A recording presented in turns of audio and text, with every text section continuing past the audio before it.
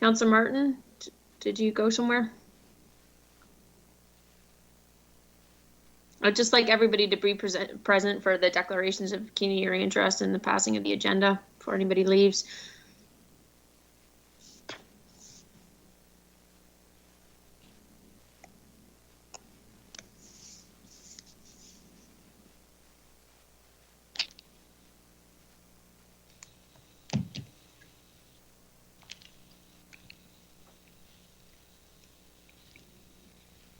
Hey, Marlene.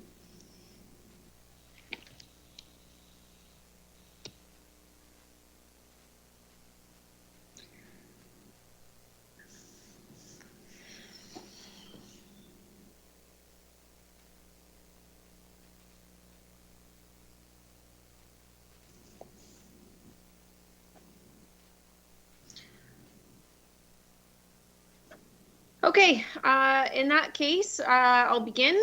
Quite obviously, our meetings are web streamed. This is our second meeting here that we've got everybody on council participating electronically, so thank you for that. For those of you that are in attendance, even though you're at home, if you could please ensure that your phones are on silent mode. I'm not sure what happened to Councillor Martin, but I would ask that councillors leave their video screens on at all times through the meeting. If you step away to use a washroom or so on, that's fine. But if we could just keep the screens running, it just helps with the layout. I guess moving through, I guess first formalities here, I'll now call the special council meeting to order. And to begin with, the agenda is before you for approval. We do have a revised set of budget minutes with some minor corrections that were made and a number of new correspondence items related to those budget minutes. Could I have a motion to approve the agenda as amended? Councillor Taylor, seconded by Councillor Huffman. All those in favor? And that's carried. Okay, I see Councillor Martin has tried to log back in here now. Let's see. I'm in, thank you.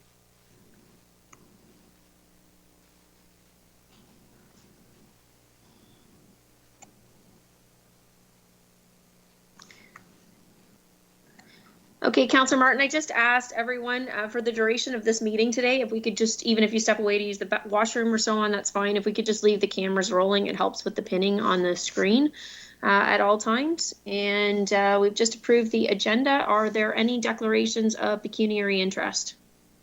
Councillor Columbus. Thank you.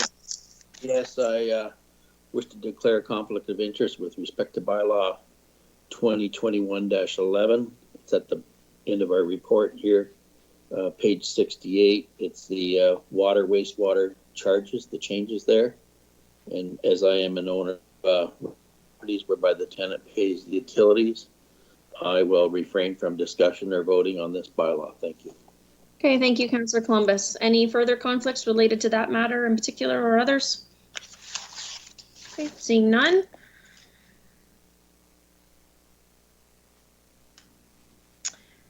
We'll move on to communications, which is item number 3. We do have a number of communications, so I will go through them as a subject matter. And if there's any correspondence that a council member wishes to speak to under that subject, I would ask that they raise that. Number 1 is the 2021 budget deliberations regarding the South Walsingham transfer station. If I could have a motion to receive the correspondence as information.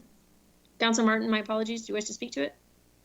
No, Mayor Chop, I don't wish to speak to the communications. I just had a procedural question. If an individual is bumped off the call again, I just noticed that the first vote, right as I came back in, you said, and that's carried. Is there going to be a process if an individual is bumped off? That? Well, I think that's why I'm asking that you leave your cameras rolling, so then we just know that you've stepped away and not been off the call. Thank you. No, I don't need to speak to the communications. Thank you. Okay, a mover and a seconder for the South Walsingham Communications. Councillor Michelle, my apologies, sir. You wish to move that? Seconded by Councillor Taylor. All those in favor? And that's carried. Next item, regarding bylaw enforcement. Does anyone wish to raise or discuss any of those issues this time? If not, if I could have a mover and a seconder to receive his correspondence. Moved by Councillor Martin, seconded by Councillor Huffman. All those in favor? That's carried. Item C, bulky item pickup. Mover and a seconder to receive his information. Councillor Taylor, seconded by Councillor Columbus. All those in favor? That is carried. Heritage and culture. If I could have a mover and a seconder to receive his information. Councillor Michelli, seconded by Councillor Taylor. All those in favor? And that's carried. Arena, my apologies, rental rates. If I could have a mover and a seconder. Councillor Taylor, seconded by Councillor Huffman. All those in favor? And my apologies, I should have made the announcement at the beginning. Councillor Rabbits is going to be joining us. He just said that he's going to be a few minutes late today, so we should anticipate his arrival throughout the meeting. Reports of committees. We have budget committee minutes January 6th to 7th, 12th, and 19th. The minutes have been revised. They were circulated, and we will go through the pulled items. The first item that was pulled is resolution number 16, respecting arena fees. And Councillor Martin, you asked for this item to be pulled. Would you, I guess, like to speak to it at this time? Thank you, Mayor Chop. Yes, I would. It's just a kind of a housekeeping matter on it, but I think that council needs to be aware and caught up to speed. The discussion we had that Mr. Burgess suggested we would just skip ahead a little bit quicker because COVID is still going to be a factor for summer ice. We decided that we would set the rate at last year's rate and continue with the same on ice program, and that ended up being 65% cost recovery. I did go back and find the original report, which is CES 20-07, page 8 of 10, and it is 60%. So I just wanted to inform and hopefully amend the 65% to the 60% as per report ECS 20-07. I think I was the one that moved that motion, and Mr. Burgess's comments at the time were that he actually did say 60%. He said we could do something like we did last year, and then went on to say 60 to 65% in that range. And I purposely made the motion at 65%. So if you wish to change that, we will have to proceed in that regard. Councillor Huffman, I saw your hand.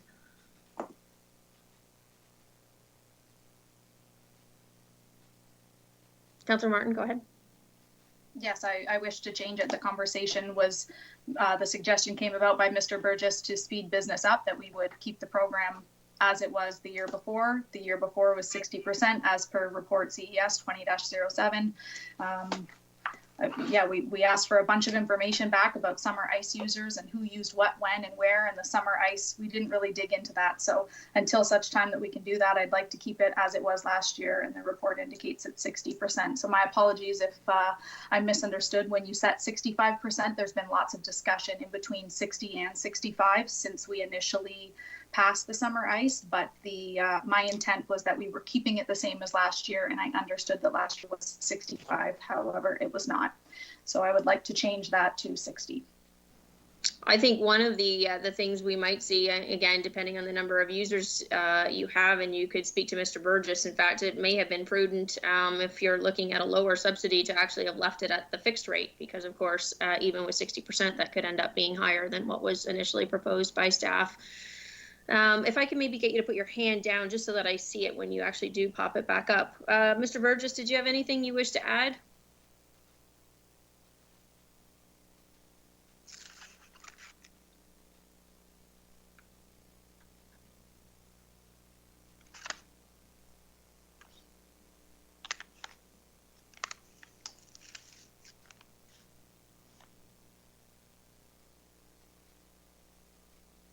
Jason?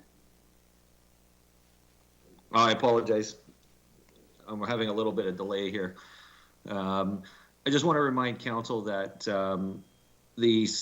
whether it's 60% or a 65% target, whatever council decides, that's a target. It's not, it doesn't impact rates. And there's a number of factors that go into that, including total ice utilization and how we structure the hours and that kind of stuff. And to be frank, whether it's 60%, 65%, or 70%, it's only a few $1,000s in between. So we set it out as a target before we would open up summer ice. And then hopefully we would achieve a higher than anticipated target. If you remember this year's summer ice, we were actually around a 70% cost recovery basis.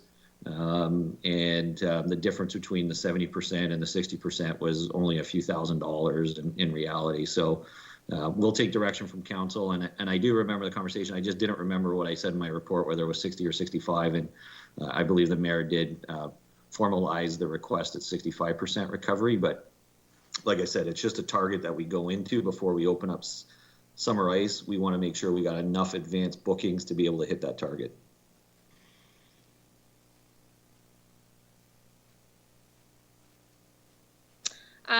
For myself, I'm comfortable staying at again, it's given a target. We've got a lot to move through. If you wish to move a different motion, Councillor Martin, now is your time on the floor.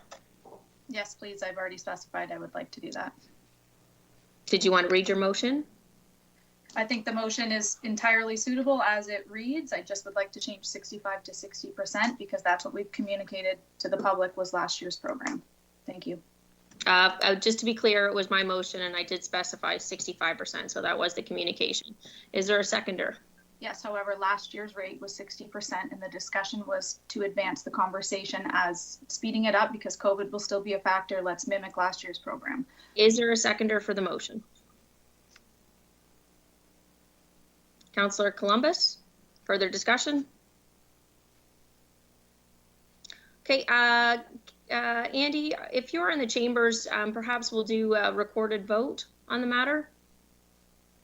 Of course. So, Councillor Taylor.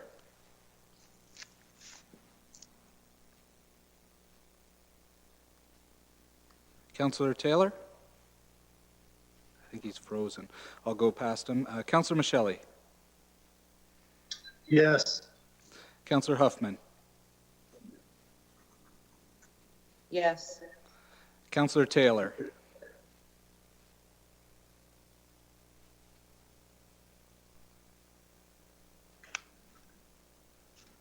I'll come back to you, Councillor Taylor. Sorry about that. Yes. Okay. Councillor Van Passen. No. Councillor Martin. Yes. Councillor Columbus. Yes. I believe Councillor Rabbits hasn't joined us yet.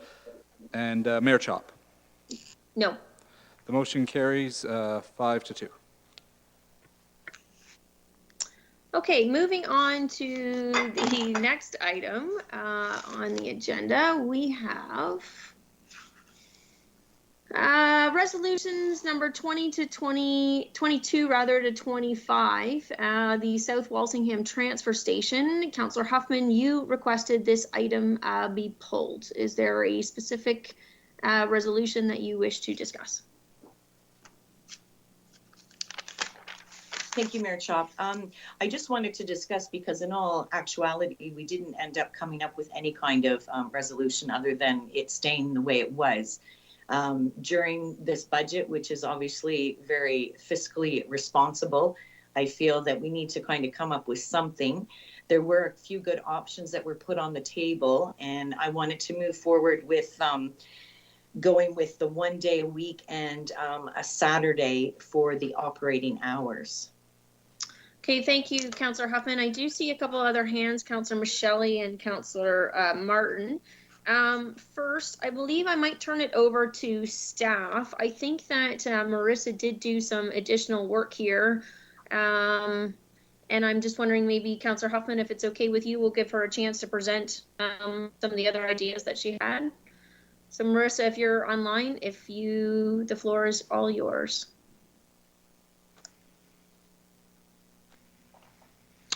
Excuse me, Mayor Chop, it's Jason Godby. Through you, Marissa is not online today, but I can walk through the information that was provided through Marissa. It is contained within council's information package and is available for you all that way. Really what we looked at was providing some of the statistics relating to some of the usage at the South Wall transfer site. Really, when it comes down to it, the two of the other options that we thought at least bringing forward for council's consideration were primarily surrounding a winter closure of the site. Whether it's a 3-month or a 4-month, really that just impacts the cost savings that you may achieve. But the idea behind that is essentially if we look at just reduction of hours throughout the week or changing the days that are opened throughout the course of a week, we still have fixed monthly costs that are associated with the operation of the site. So really if the goal is to really save money on this site because of the low utilization rates there, it would be most beneficial in that regard to look at closing it for a couple month period throughout the course of the year when utilization is low. And the reason for that is because through doing that, we are able to deal with the site operator because the site or our transfer sites are operated jointly between our waste management contractor and county staff. The issue being is when you close it for a few hours a week or a couple days a week, you're really just saving on the staff timing.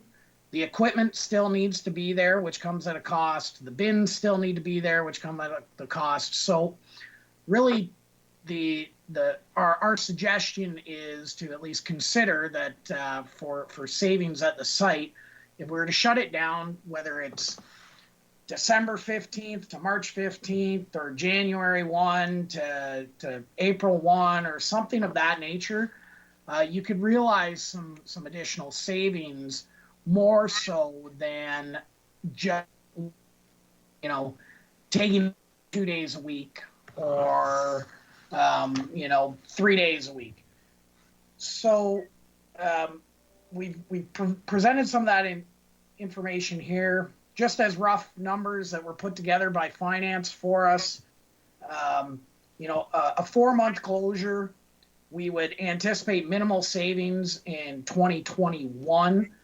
We're estimating approximately $12,000. That's based on a 1-month closure. However, where you get it more is when you start going the years beyond. So where we may save $12,000 in 2021, that could basically be put out to almost $50,000 a year through the course of the full calendar year of 2022. A 3-month closure, conversely, we're still looking at about $12,000 in 2021 if we were to close it December 1st, and up to $38,000 in 2022. What that basically means is our winter months are some of the lowest utilization rates at the site. So a lot of the correspondence that we've received is surrounding the spring, fall, summertime usage of the site. So if you were looking to close it through the winter, there's less of an impact of having these people need to travel to the Simcoe site, which will remain open under its normal hours. Without dragging myself on too long about it, it is contained within the package. If you have any other questions, I think I kind of covered the gist of it, but we're here to answer any questions that you may have on that. So from your recommendation, do you have a particular time frame then? If you are looking at 4 months, you're looking at just based on, because you guys can see the utilization of the facility, you're looking at like December 1st and April 1st. Is that what you're?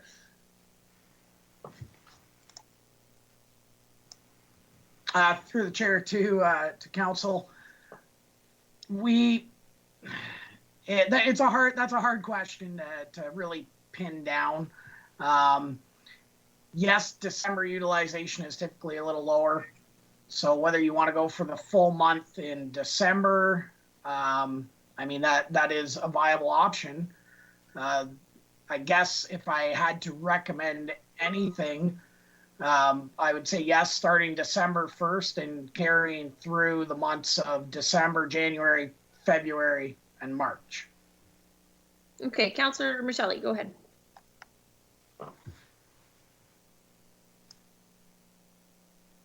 You're just on mute there, Tom. Thank you, Madam Mayor. I'm so sorry. I think that this is maybe a good opportunity. I appreciated Jason explaining that and making what sounds to me like a suggestion that a 4-month closure of December to and including March would make some fiscal and financial sense. I guess I have done a fair bit of thinking and some consultation with staff about this particular topic. And I should say, I think at the outset, if I may, I'd like to commend the staff in our Public Works Department and particularly in our Waste Management Division for observing the lengthy debate that we had on this topic previously and taking the initiative, quite frankly, to go back to this item and use the questions that Council came up with, which we struggled with, and provide us with some yet other options and alternative solutions to this issues. So Marissa Bakla and her team, as so many of our departments have made it clear that we are all in this together, I think, and only through that collaboration can we get this county back on our sustainable financial footing. So this additional info, I believe, that we have is hopefully going to inform Council's decision much further on this matter. So with that in mind, Madam Mayor, I have a motion that I would like to make that, to adjust this, if I may. You may, go ahead. Thank you. So my motion is that I would like to keep the current model status that we have. As Jason mentioned, we can't make too many major changes to the 2021 operation of the transfer station. We have also already approved the status quo for that, and I think I'd like to go ahead with that. But I'd also like to direct our staff to report back perhaps at some point during 2021 with some possible adjustment of not the amount of hours, but rather the start time of opening and the closure times that perhaps might make it a little bit more accessible to the public and increase our usage. I am also suggesting and moving that we close the South Walsingham Transfer Station during the months of December, January, February, and March. That, of course, would not apply to 2021, but that would begin with December 1st, 2021, and into the 22 year. I would also want to maintain our decision not to refurbish the weigh scale that is becoming a little bit close to the end of its life. So I would propose that we use the winter hours all year round. That would be Monday, Wednesday, Friday, and Saturday. And the hours for Monday, Wednesday, and Friday would be 10 a.m. to 3:45 p.m. And again, that would be all year. And then the Saturday hours would remain at from 9 to 1. And I'm further proposing that we increase the minimum fee for dumping at that site from the current $16 to $20 to offset some further costs.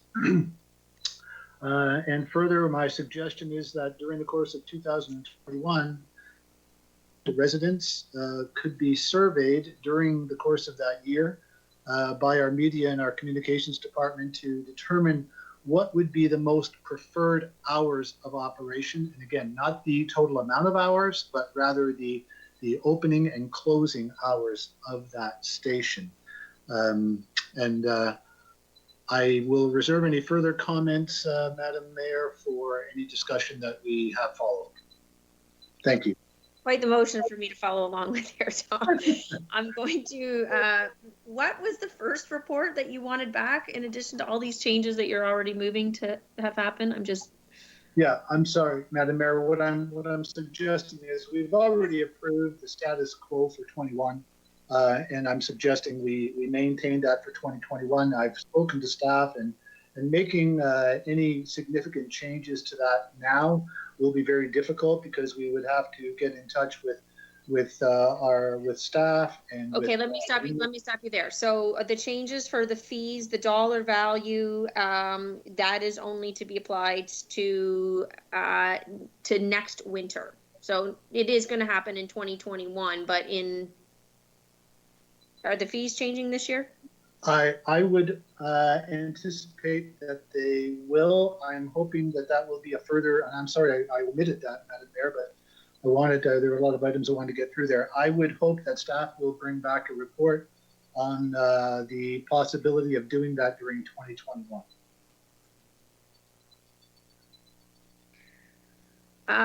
Is there a reason that you need a report, or do you want to just make these, because you've given me a number of things that you wish to do, so that's why I'm unclear as to what the report is that you're looking for when you've made a number of actual requests. What I have so far is that starting next season, so it would be December of 2021, that the transfer station be closed through till March 31st. That council not refurbish the weigh scale, that we continue to use the winter hours of operation, Monday, Wednesday, Friday, 10 to 3:45 p.m. for this season, Saturday 9 till 1. Obviously, next season would be different with it closed for the 4 months. That we increase the minimum fee from the current $16 to $20, and that our communications team engage the West End residents in a survey to determine preferred operating hours, and subsequent to the survey that staff be directed to bring back a report with the suggested changes. Yes, Madam Mayor, you said it almost exactly the way I did. Thank you. Okay, perfect. Is there a seconder for that motion? Councillor Huffman, further discussion? I saw Councillor Martin, you had your hand. Oh, I'm sorry, I'm going to ask Jason Godby to speak to this. Thank you, Madam Mayor. Apologies for wanting to jump in. I just wanted to have a few comments for council's consideration relating to the weigh scale at the site. So as you've heard us talk about, we do have the weigh scale there was proposed for replacement. There are some operational challenges that we do have with it. I understand council's desire not to want to go through with some of the capital expenditure on that scale, which I get. We just wanted to make sure that council is fully aware that we do have obligations with our operation of that site to record the amount of waste coming in and out, which this scale is a crucial piece of. So the issue becomes that should we experience a failure of that scale, we may be in a position where we will have to close the site until it is either repaired or replaced.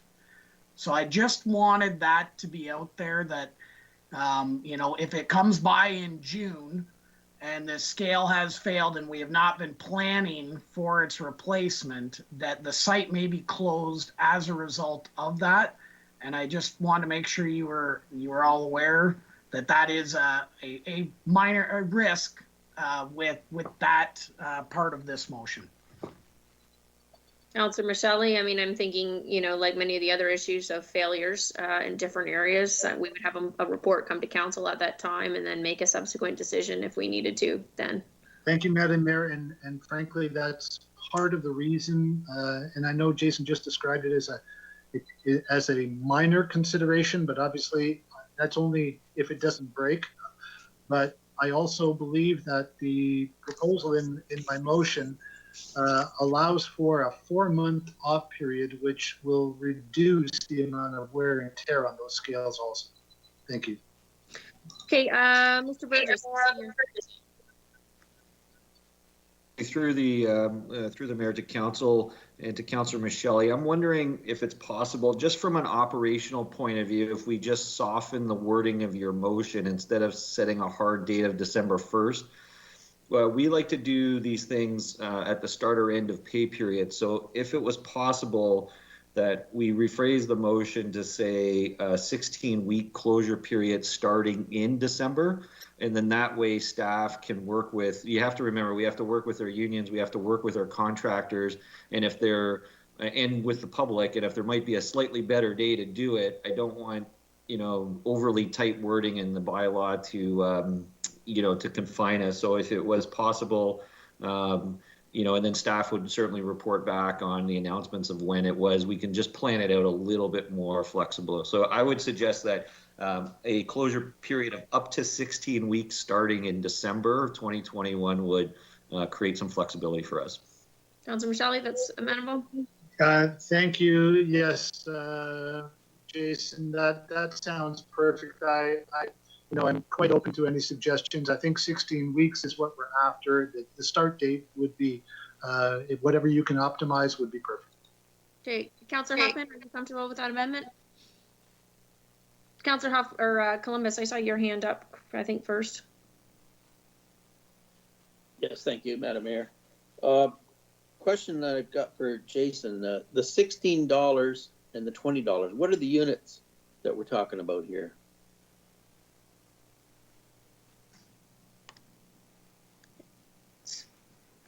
Through the chair to Councillor Columbus, I'm assuming you meant Jason, me.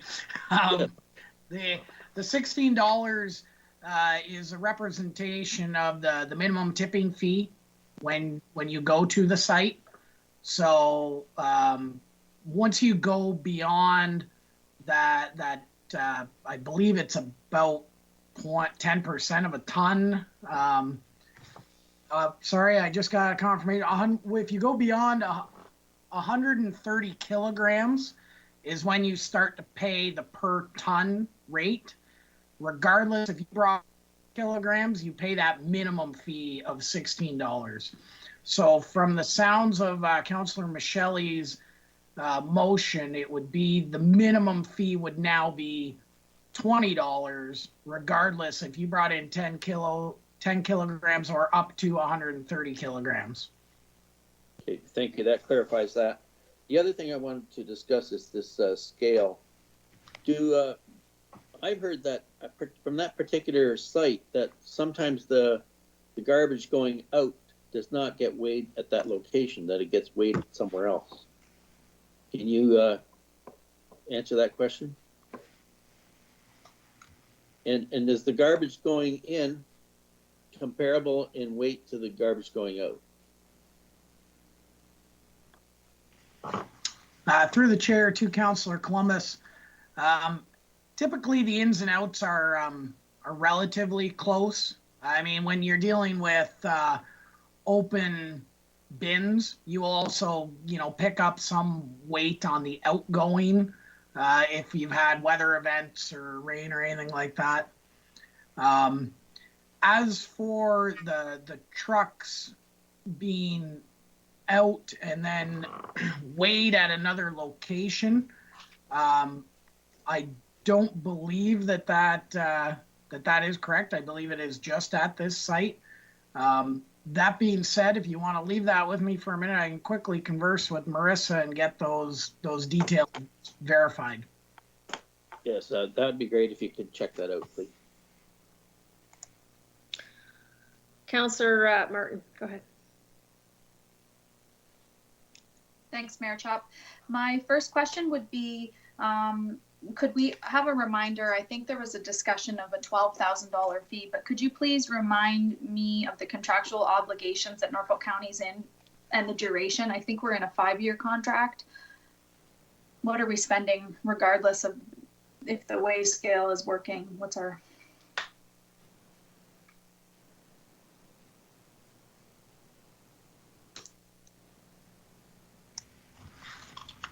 Through the chair to Councillor Martin, the monthly fee would be in play regardless of whether or not it is closed or not. Our contract currently goes until October 2025, and the dollar value of per month, I need to pull that out here. I don't have it handy in front of me. While you're looking for that, I could ask another question of Mr. Burgess, probably. Okay. Okay. Through you, Mayor Chop, to Mr. Burgess. I think we had some kind of discussion, I think, or if we didn't, then we should have, but around the changing the hours and the unionized staff members, and Norfolk County's kind of handcuffed, and it's not that flexible for us to do that. Would we not be running into a similar position if we're looking at closure for, consecutive months, or is there something happening that's all of a sudden now we're able to be flexible with that staff member? Through the chair to the councillor, in the QP agreement, there is an issue with regards to what is defined as a work day. Now, the definition of a work day, some of our operations actually, like Parks and Rec, obviously work different work days because our arenas are not open, 9 to 5 type of deal. So some of these issues would need to be worked out with QP on this, and that's something that we will work over the next few months to deal with it. But at the end of the day, we have one transfer station that I don't have the memo quite in front of me, but the operating cost of that station is 3 times the per ton cost than our other station, and QP understands that we need to be like this in a business-like manner when we go forward with it. So at the end of the day, this is an attempt to keep as much employment happening as possible, and we tend to work through these things with QP in a reasonable fashion. Not a big concern for you, I guess. Like anything, it's a concern, and we, we'll have to adjust to that. But this is not a closure. We want to keep the service going, forward as long as possible.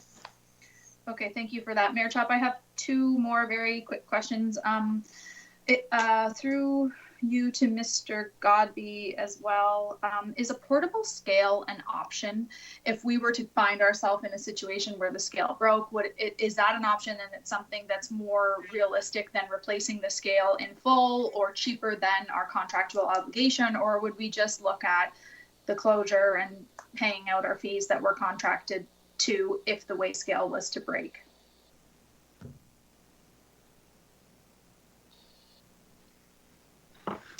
Yes, thank you. Through the chair to Councillor Martin. There is a possibility of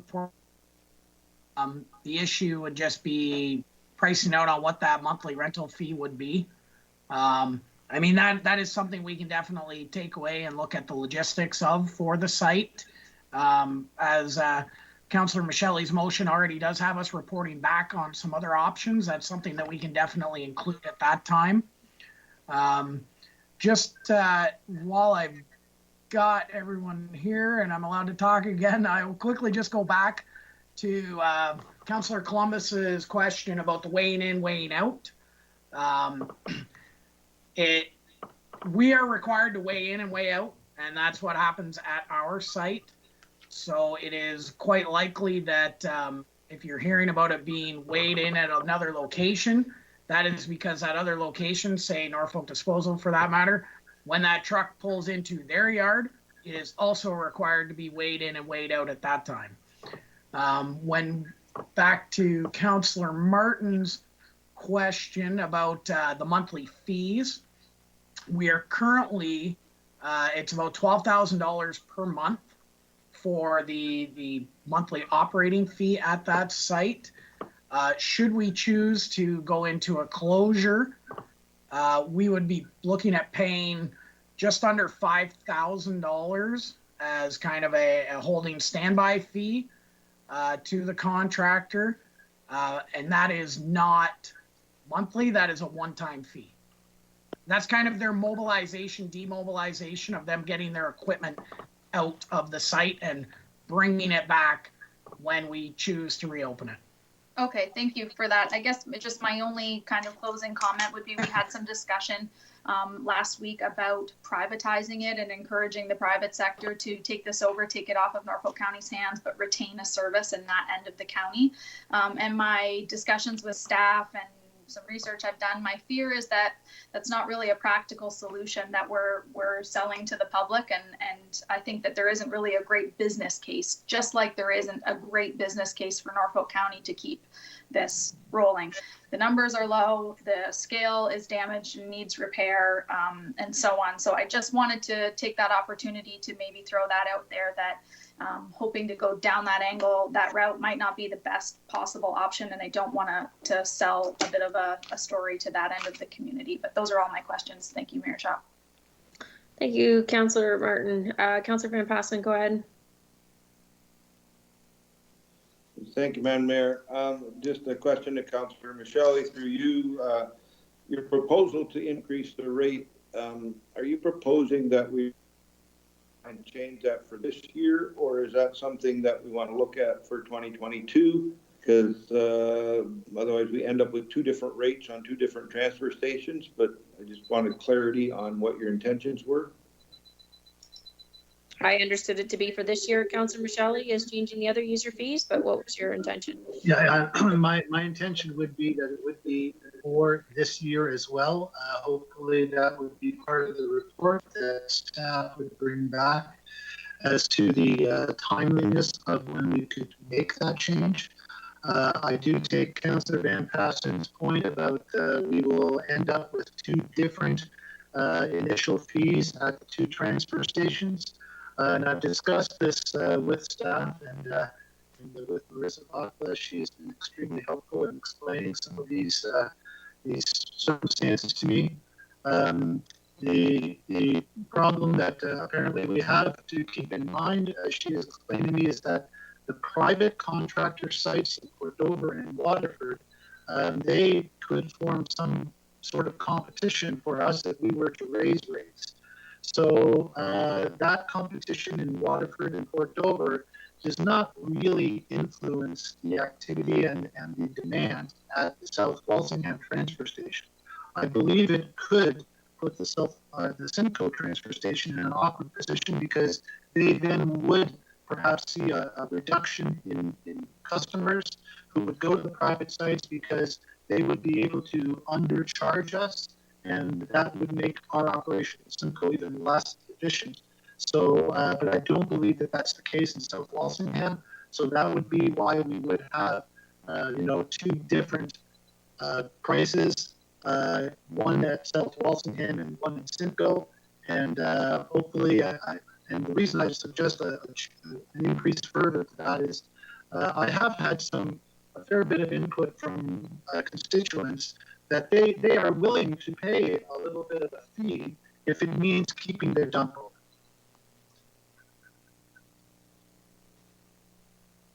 Anything further, Councillor Van Passen?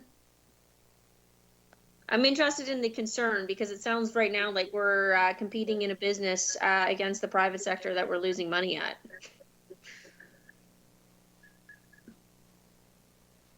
No, my question has been answered, Madam Mayor. Okay, thank you, Councillor Van Passen. Councillor Columbus, this is your second time to speak. Go ahead. Yes, thank you, Madam Mayor. And Jason Godby, for you, I understand that there's been $890,000 spent on infrastructure at the South Walsingham site. Can you bring us up to date on what those expenditures were? were made on over the course of the last 5 years. I believe they are included in your capital budgets, and I think we did discuss this a bit last week, but go ahead, Jason.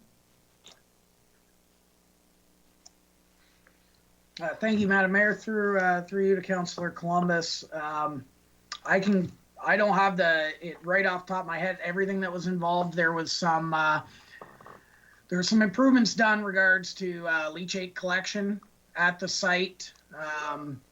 There was the redesign of the drop-off area where the bins are used to be put into the transfer bins, I guess. Last fall, we did some site paving there, just improvements on the driveway access and everything through there. That is the bulk of it that went on. I mean, there's always annual operating cost on and building improvements that need to be done as well. But those are the major items that really drove those costs. Thanks very much for that update. Okay, is there anything further from councillors? If not, we will call the vote. Councillor Michelle, can we call the vote? Yes, Madam Mayor, that would be fine. Thank you. Okay, great. Andy, did you want to? Of course. So we will start with Councillor Taylor.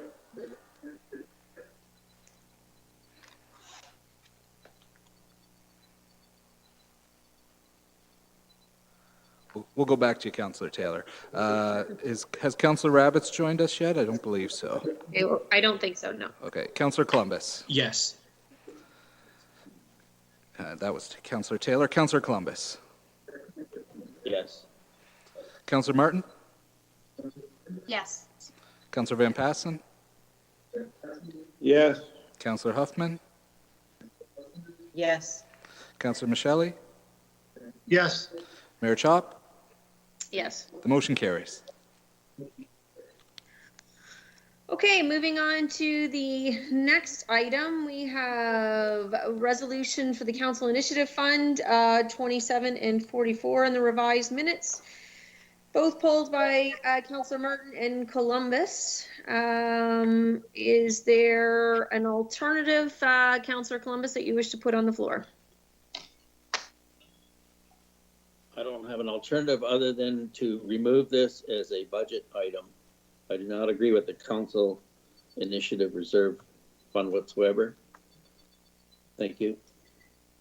Councillor Martin, go ahead.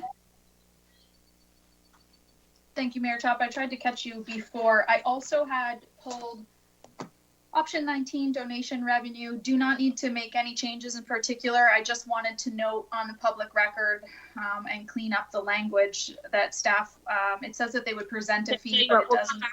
I didn't have that in the notes from the clerk, so we'll come back to that one. Let's just deal Okay, with yeah. council initiative. Okay, so you're asking for an alternative? Well, or discussion on the matter, whatever you wish here to proceed. I just needed both. Okay, yeah, sorry, I just find my right page here, please bear with me. Okay, the council initiative reserve, I still have I'm of the same opinion that I was last week. I don't support contributing to it. I would like to table the motion again that we make a $0 contribution and see if anyone has changed their mind. But that being said, regardless of the outcome, whether that fails or passes, I would like to table a secondary motion concerning this reserve. So I guess my first motion is that we don't actually contribute to the council initiative this year. There is 700,000 and change in the account, and I think that that's enough. Just to provide you some information, one of the things as a potential strategic priority for council, I did email Barry Field from SWIFT. And I specifically asked him, with SWIFT Phase 2 coming up, what a municipal contribution for that would look like. The reply from him was as follows. He says, the current ask from Norfolk is 2.7 million, but there are a lot of ifs attached to it. This assumes that we get significant federal and provincial funding for SWIFT 2.0 and that the municipal contributions total 68 million. My guess is we won't get the full amount requested from the feds and the provincial government, and that the Western Ontario Wardens Caucus may decide to reduce their contribution accordingly. Having said that, I think you can use this as a maximum figure. So again, you know, although we haven't seen these items come up yet, that is one certainly that is, I think, a massive priority for this community. Councillor Michelle, did I see your hand up there? Maybe not. Okay. Okay, so Councillor Martin's motion is tabled to have a zero contribution to the council approved initiative fund this year from, that would be, I believe it was 200 and some, 280,000. I don't have the number in front of me. Is there a seconder for that motion?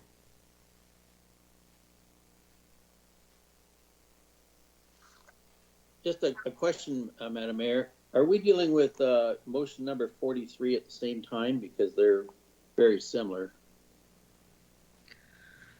We were just dealing with the contribution for this year. Okay. Thank you. Do you wish to second that motion, Councillor Columbus? Well, Madam Mayor, I was looking for a zero contribution to that council initiative reserve. I believe that's what Councillor Martin has just tabled, sir. Okay, I will second it then. Thank you. Okay, further discussion? Councillor Michelle, go ahead. Thank you, Madam Mayor. It's just a question I have. The email you received from Barry Field from Swift. I'm just wondering if council is maybe aware of the short time frames that municipalities receive when these SWIFT projects come before them. And I'm just wondering now, and I had known that obviously SWIFT 2.0 is hopefully coming soon. We're, as the email says, we're waiting on some of these other funding envelopes. But I just do want to put out there for council's consideration that if we get the opportunity to move forward on that project, perhaps it would be nice to have some powder dry to be able to use for that initiative.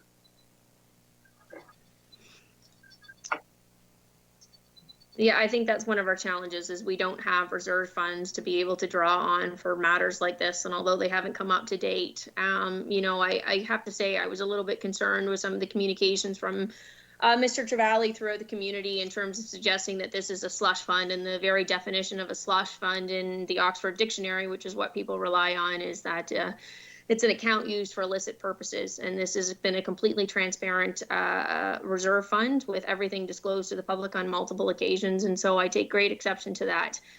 We've been left with a financial situation with no reserve accounts, and while there isn't a use for it now, I think there are a lot of strategic priorities in terms of economic development that could potentially come forward, maybe not even this year, but in the years that come ahead, and at least there's something to fall back on. But to pass a budget amendment and put yourself into a deficit position with no funding for it is again how we ended up here in the first place. I just think that Ian is trying to call in. Just give me 1 second here. I heard it beeping.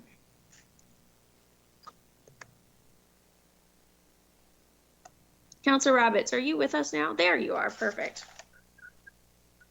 So we are just in the stage of, did you hear the motion on this side? We're discussing the council approved initiative. Councillor Martin has tabled a motion seconded by Councillor Columbus to have a zero contribution to the fund. Councillor Martin, go ahead. This will be your second opportunity to speak. Thank you, Mayor Chop. I just wanted to build on your comments that, you know, we may need to tap into this fund, but adding $0 in this year still leaves $718,636 in the account to be able to do some of those things. So just other than the SWIFT contribution, like I just read to you, is they're looking for north of $2 million. Right, but that's not anything that's tabled or considered, or any information has been given to council on that, so. No, it has been presented at the SWIFT board. Councillor Michelle certainly has that information. I know some stuff has been sent out. Again, that's the idea with the reserve account, that you have that there to fall back on should that need arise. Any further questions from council members? Okay, Mr. Griselle, if you'd like to call the vote.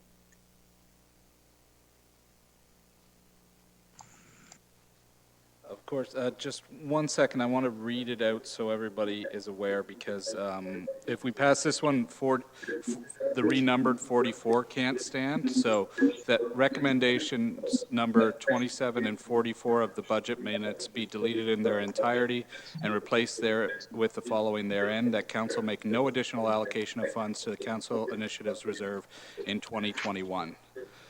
So I just wanted to make sure that was okay before I went to the recorded vote. All right, we'll start with Councillor Rabbits. No. Councillor Columbus. Yes. Councillor Martin. Yes. Councillor Van Passen. No. Councillor Huffman.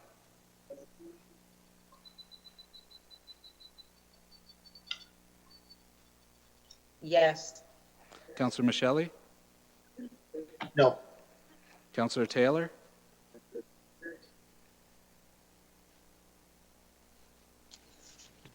No. Mayor Chop. No. The motion is defeated. Okay, the next item, Councillor Martin. Thank you, Mayor Chop. I anticipated that this would happen, which is democracy. So I'd like to table a motion because I don't think we should have this money in this account without specific uses specified for it. So in an effort to be additionally careful and as more transparent and open with the public, I think that we should have a discussion around specific uses for this dollar value so that there's no confusion and there's clarity. As a suggestion, I would say something like, tangible community assets that are working towards revitalization or betterment of the broader community. Maybe action items coming out of a study from a consultant or a third party professional. And I don't want to handcuff council and not be able to use the money in there because it doesn't meet the mold or fit the criteria. So I am open to other suggestions of what its uses may be. And furthermore, if it's not listed today in a use, I think council has the ability to go ahead and just vote and specify that we would like to use it for something other than what it's listed for. Again, I'm not trying to narrow it down and handcuff council to not be able to spend it. But I think that we really shouldn't have money in an account for just these willy-nilly things that at the time we think are suitable. The public wants to know what their money is being put away for. And I think that in an effort to be a little bit more open and transparent and honest with them, we should give some direction to some of this funding. And additionally, I think that when we spend it, if we make a decision to spend it again, we should then come out and have that discussion with the public. If we're coming out of closed session, let's do it in open session. Let's specify what we've spent the money on, what the topic, the subject is that it's dedicated to. And if we don't know at the time the exact dollar figure, then I think we should just articulate an upset amount. And that should help us avoid any further discrepancies on use and when it was spent and how and why. We'll just be very open with the public each and every time after its use. I think the only use actually that we've had this year for 2020 was the $250,000 for the economic recovery suggestions from the Independent Committee of Citizens, which was entirely strategic, I think, helping out our business community. I see Mr. Burgess's hand is up. Gas wells and parking as well this year. Last year. Thank you. Through the chair, I don't disagree with Councillor Martin. I think, however, maybe council should consider a report back to council for terms and reference of the fund. So we're not making My concern is if we draft a motion here on the fly at a budget meeting, we might not get it right. And I think you've had a former CAO who I used to work for, used to coin the phrase policy on the fly. I think maybe if council would like, staff can certainly take this away and provide maybe structure, more structure around that, so that council can then make a more thoughtful decision on the terms of the fund. Is that amenable to you, Councillor Martin, to defer this for a report from staff to get the wording correct? Seems you're frozen. Does anybody else wish to comment until she's back online?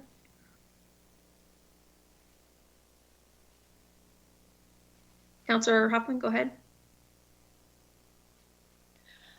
Thank you, Mayor Chop. I just wanted to say I like that idea of making sure that we get a correct policy down in terms of looking at some terms of reference for the fund, and hopefully all of our colleagues become unfrozen soon so we can vote on this and keep moving. Okay, let me just see if she's back here in a waiting room. Let's see. I think she's here.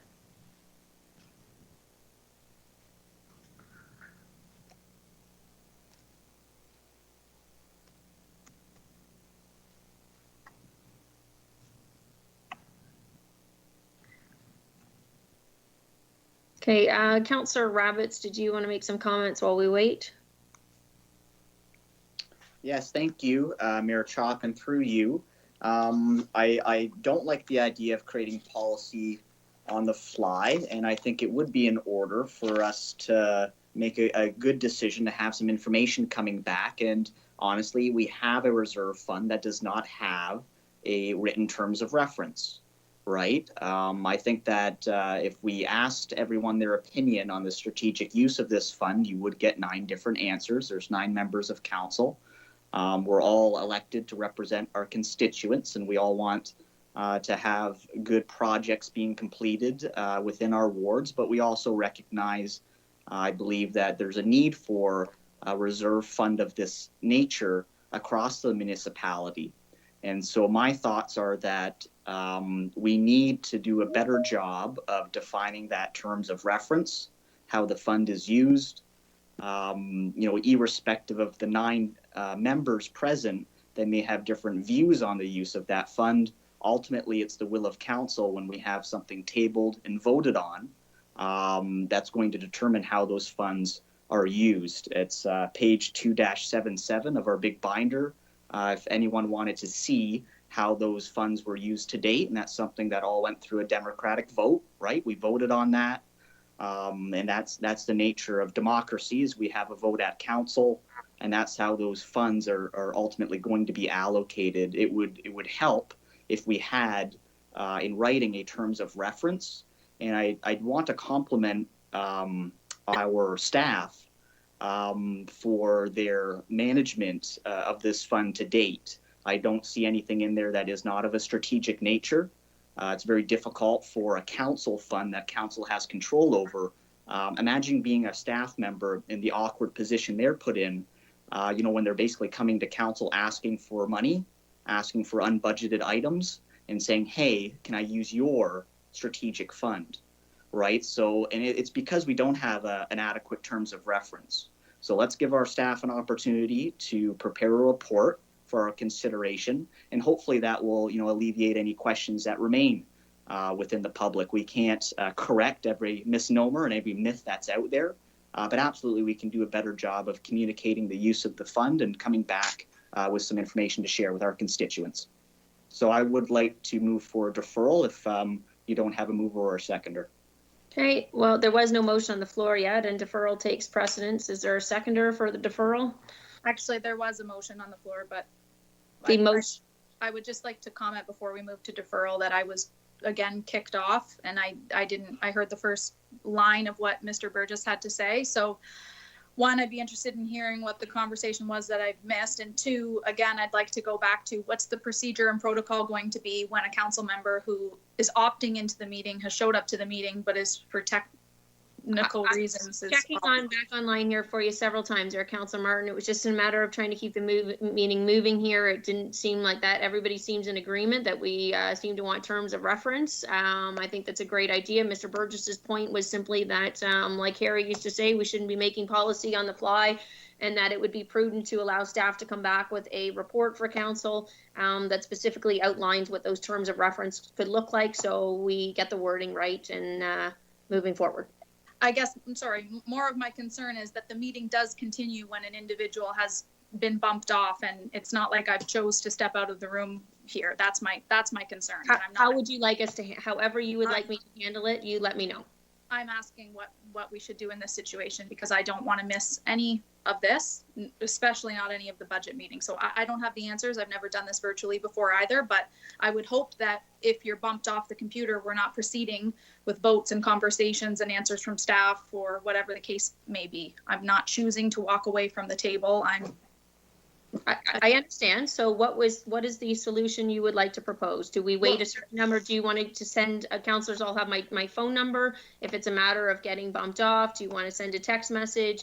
Because how long do we wait? You know, make a suggestion here, and I'm happy to agree to it. Just provide me with a solution.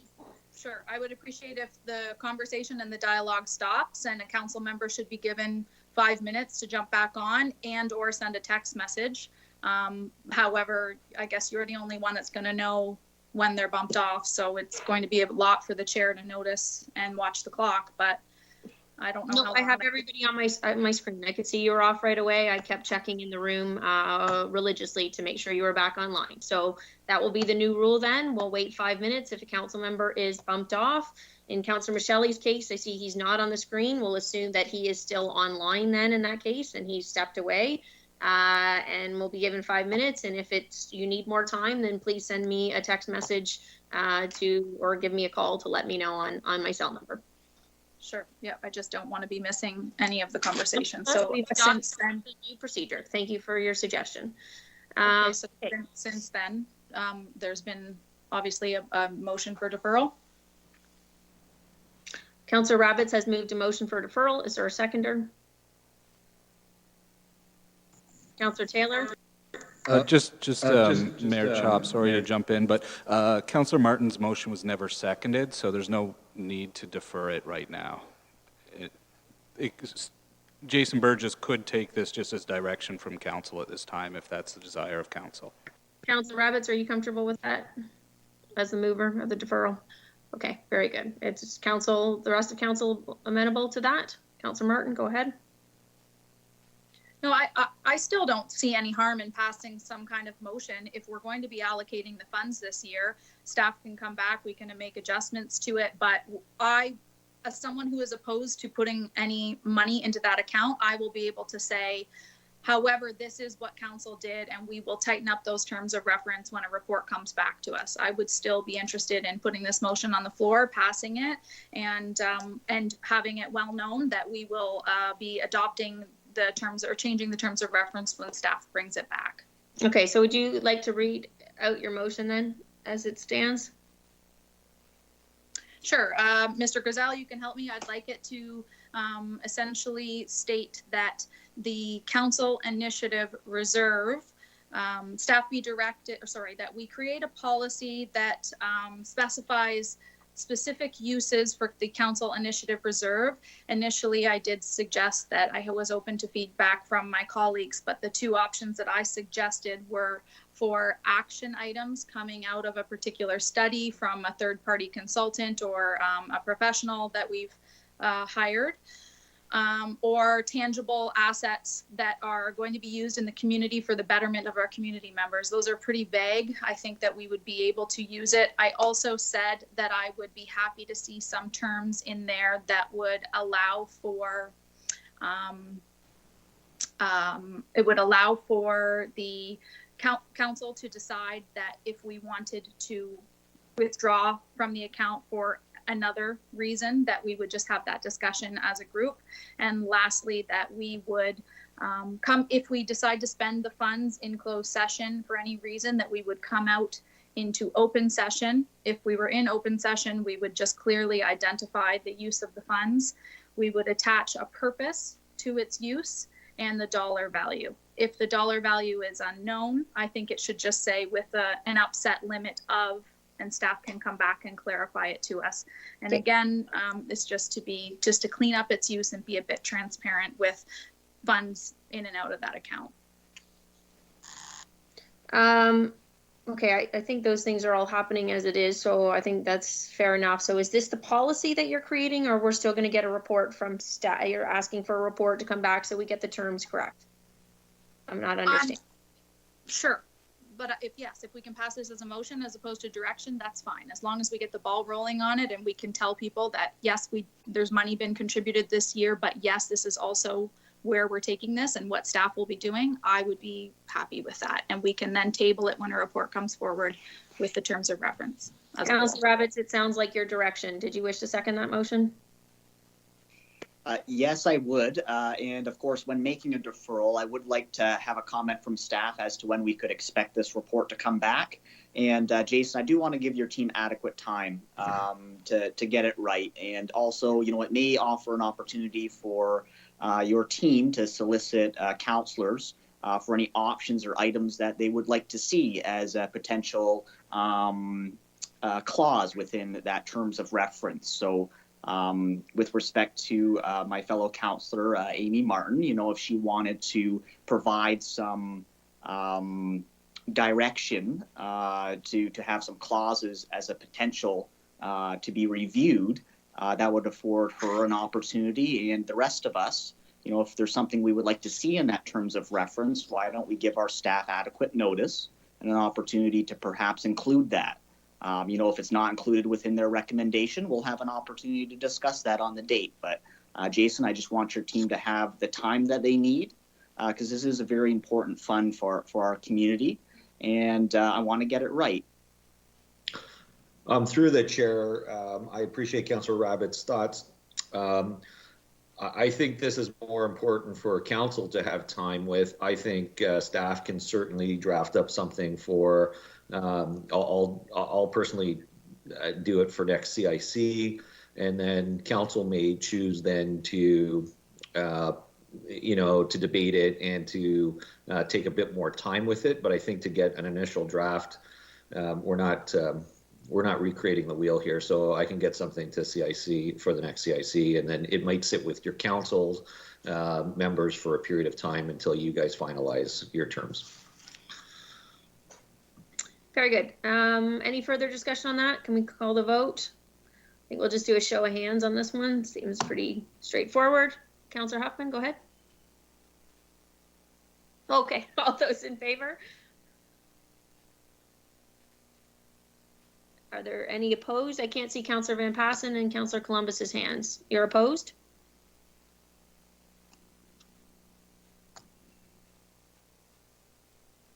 No, I'm not opposed. I just figure that if there is going to be that type of reserve, that there should be some terms and reference around it. Very good. Councillor Van Passen? Thank you, Madam Mayor. I am opposed when I brought this idea forward of a contingency fund in 2019. The intent was things always go wrong. We never budgeted money for it. We never had reserves Point for of it, order. and things always go wrong. And Councillor Huffman, go ahead. Councillor Van Passen, go ahead. We're in the middle of a vote, not discussion. We're in the middle of a vote. thank you, Councillor Huffman. The mayor asked me if I was opposed, and I said yes. Thanks, Councillor Van Passen. Now, Councillor Martin, are you moving on to the next item? Councillor Huffman, I've lost your visual. You still seem to be on the screen. Yeah, I don't know. Okay. Councillor can I carry on, Councillor Huffman? Yes. Okay, thank you. Councillor Martin, I saw your hand again. No, I wanted to confirm, and then you did it, that it was carried with the exception of Councillor Van Passen. Thank you. Okay, sorry, I've just lost my place here. The next item.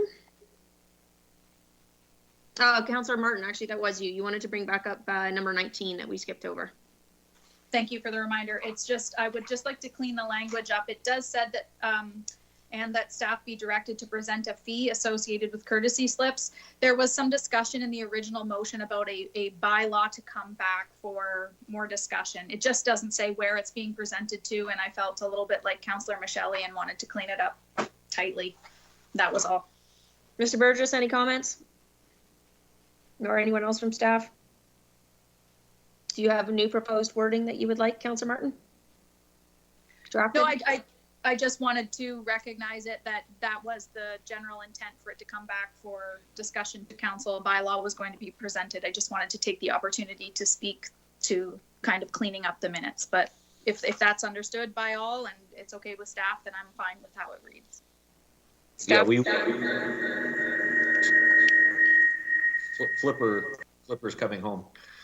I believe a revised bylaw would be required if it's a fee that we would charge through the fees bylaw. We would have to revise it. So a report would have to come to council for this was specific for the marina courtesy slips or overnight slips or whatever we want to call it. So that would be a staff report and then an amendment to the fee bylaw. So I know Janet is online, but my guess is it's going to be a few months before we come back because we'd want to do a bit of a market view on what the charges out there are. But I'll either have Janet make a comment or Bill Cridlin make a comment as to more specific timing from staff report's point of view. Okay, are you comfortable with that, Councillor Martin? Okay, moving on, we do have item number 28. This respecting the SCORE membership. I actually myself, immediately after our last meeting, I gave Kim Earls, again, I can't speak highly enough of her, a call after the last meeting, who also informed me that we have a duty to provide a year's notice. So I'm assuming that's Councillor Van Passen. You wanted to speak to that as well. Yes, thank you, Madam Mayor. First, I was not the seconder of that motion. I was opposed to that motion, so I wonder if the clerk could adjust that or verify that. You'll notice the mover and seconder both voted against it. Yes, I too followed up on that information. It takes a year's notice to withdraw from SCORE, so we do owe them the fees for this year. So my question to staff would be, is there room in some other budget to cover that fund, or do we have to reallocate it in the budget to make that payment this year and give notice for potential change next year?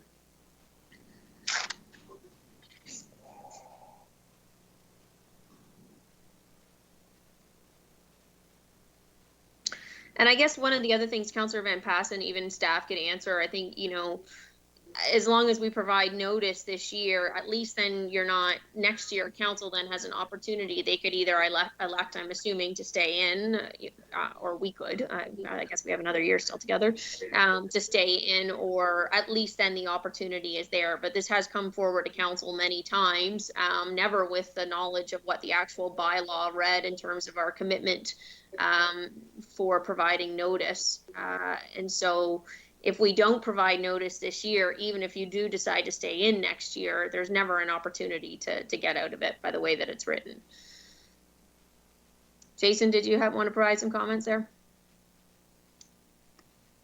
No, only that staff was made aware of this. So after the budget is ratified, we'd give formal notice to SCORE for the 1-year clock. And we've adjusted the budgetary amounts for 2021. It's essentially a rounding error, but it would set us up for 2022 savings at that point in time. Councillor Van Passen, anything further? No, thank you, Mayor. As long as it is accounted for somewhere. I'd hate to dip into the council initiative reserve to pay this because it wasn't accounted for anywhere. Councillor Columbus? Yes, I just wanted to make note that I was not the mover of that motion. And I know the Van Pass, we both spoke opposite, so. The clerk will make those corrections. I don't know who the mover and seconder was, so. apologies. I'll review the video again. Okay, Mayor, I just want to correct something. My staff has electronically pointed something out to me, and my staff are quicker than what I gave them credit for. So apparently Janet and team and finance team did review the proposed fee, and it is actually in the revised bylaw for the slip fees. So report over Riverfront Community Docks would have a general rate of score, five. and then we'll come back to this in case they have questions on this matter. Sure, I Perfect. apologize. Yep. That's okay. Councillor Martin, go ahead. Thank you, Mayor Chop. I too wanted to just make a joke about spending taxpayers' money. But I guess actually we'll just use the $718 some odd thousand. It's already in that reserve. I don't think that's what they're planning on doing, is using the money from the reserve. I think that would require a motion from council to draw them. The score money that Councillor Van Passen was referencing taking out. That's what I was speaking to. Okay, but I just heard from you a suggestion that we use the reserve account to fund that 25,000. Is that what you're suggesting? No, Councillor Van Passen's comment was that he wouldn't be able to fund SCORE through the Council Initiative Reserve because of our new restrictive terms and references. So I suggested that he just take some of the 700 and some odd thousand that's already existing in there before the bylaw and new terms of reference starts. Ah, I see. Equipping. Okay, so anything further from councillors? I think this should be a pretty straightforward vote by us all. All those in favor? Okay, and opposed? Okay, so Andy, Councillor Van Passen, Councillor Columbus are the two opposed. Moving on, Jason, if you wanted to come back to resolution number 19. Sorry, I just didn't want it to get confused with the. No, I totally agree, and I apologize. And like I said, I'll give my staff credit for being quicker. I thought so. In between budget committee and today, they did draft two bylaws for fees. It's fees number 623, 624 under Port Dover Riverfront Community Docks.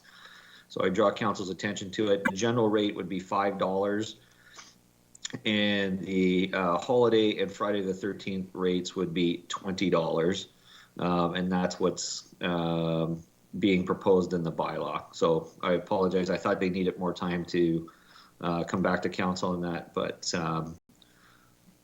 that's what they've proposed. And I believe there is going to be a posted time frame of it's a 2-hour type of limit. But Janet may be able to speak more on that, or Bill, or the finance team. Bill, Janet, did you have anything to add?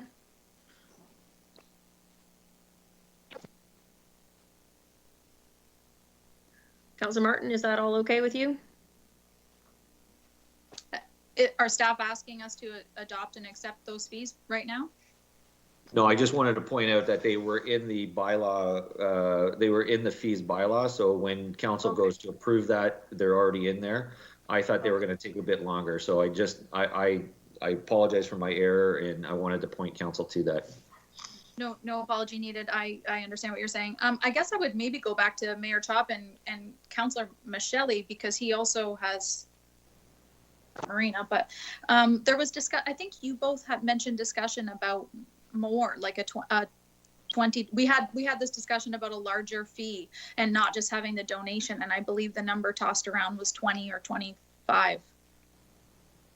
Or was that concerning when we initially talked about the donation? I think, well, we were just talking about set whatever. I don't think I ever said a number, but just setting whatever the number was, as opposed to, I don't think donation for parking your boat is something really that's going to work. Either you just set a fee and say that's what it is. Now, you might not be able to monitor it. I mean, if you want to cheat the system, I guess you can cheat the system, but it's just more a matter of pick whatever dollar value and post that as what the fee is going to be. $5. I hear somebody else in the background. I can't see the hand from staff. I don't know if that's Bill or Janet. No, thank you, Madam Chair. It is Bill and the team here. We had some technical issues, but I'm glad you can hear us now. Nikki and I are sitting here. We're just a little confused. We want to make sure the council isn't confusing the marinas with the Riverside Park courtesy docks there, because that's been talked about. That's where we will post. And that's in Port Dover, next to the museum, where we would post those signs and collect that fee. These aren't to be confused with anything in the Port Dover Marina or the Port Rowan Marina. We have transient docks in both, and the fees are separate and bylawed through that. So we're a little late getting on here. We apologize. But I think there may be some confusion in that. So if they're clear that it is beside the museum, that the park property is where these signs will be, that's what staff, everything else we've agreed with and been through with finance staff. It's just straightening that on the councilors' minds. Great. Councilor Michelle, go ahead. Thank you, Madam Mayor. Through you, just maybe to correct Councilor Martin's recollection of that discussion. I believe that for my part, I had suggested a specific amount of a donation for the cemetery upkeep, not the marinas. Councilor Huffman, did I see your hand?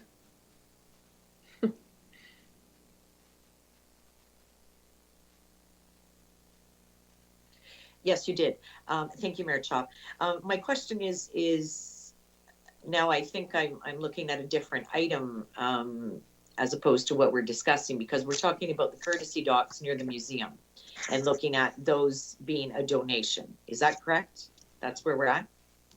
Through the chair, it was staff's original position was to have those courtesy docks be a donation. Right now, we don't collect anything for it.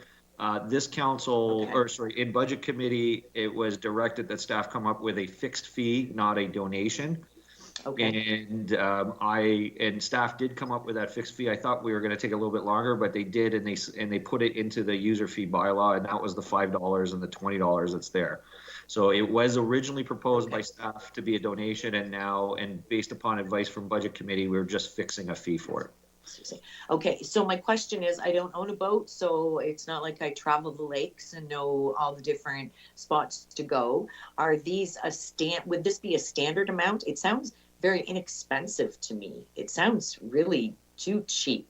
That if I'm owning a boat, then I'm on the Great Lakes, and it's going to be a fair-sized boat, I would anticipate, if I'm on the lakes and I'm docking it. That I would be paying a little bit more than that to be docking in the town of Port Dover for the day.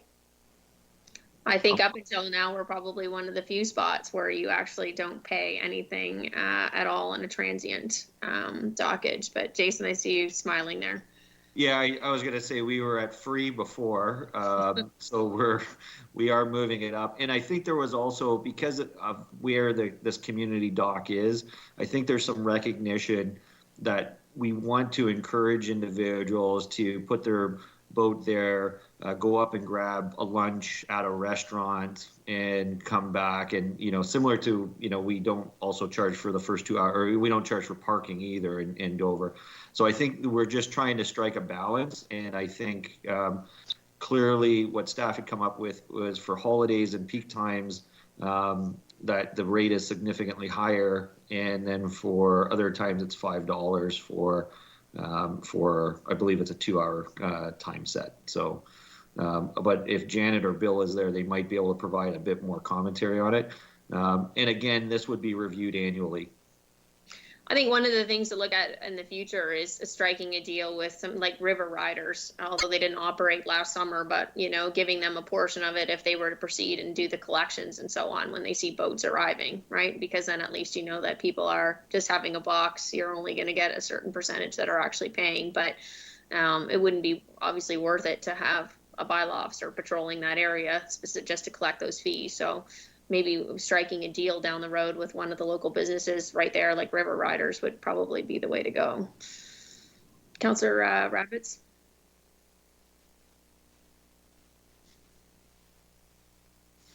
Thank you, and through you. I mean, my comments are, I do think it's a low price initially. We're talking $5. Like if you compare some other services, like a pump out is going to cost you $25 now, up from $20, I believe. At budget committee, our attitude kind of behind the curtain there was, $10 is $10. And if staff can, save $10 or create a revenue stream, then it's a worthwhile sort of endeavor.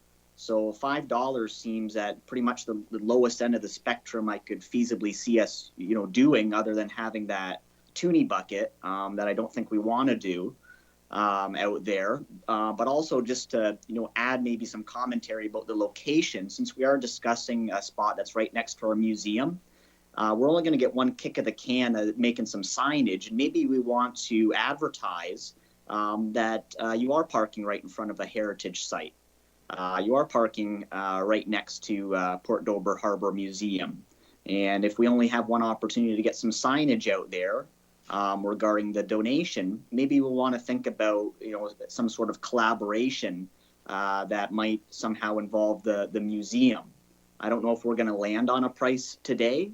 I would feel comfortable getting to that outcome if we're reviewing it annually, but before we post some signage and sort of have our final, I want to think about these types of things, because if we can generate some traffic to the museum, or we can somehow,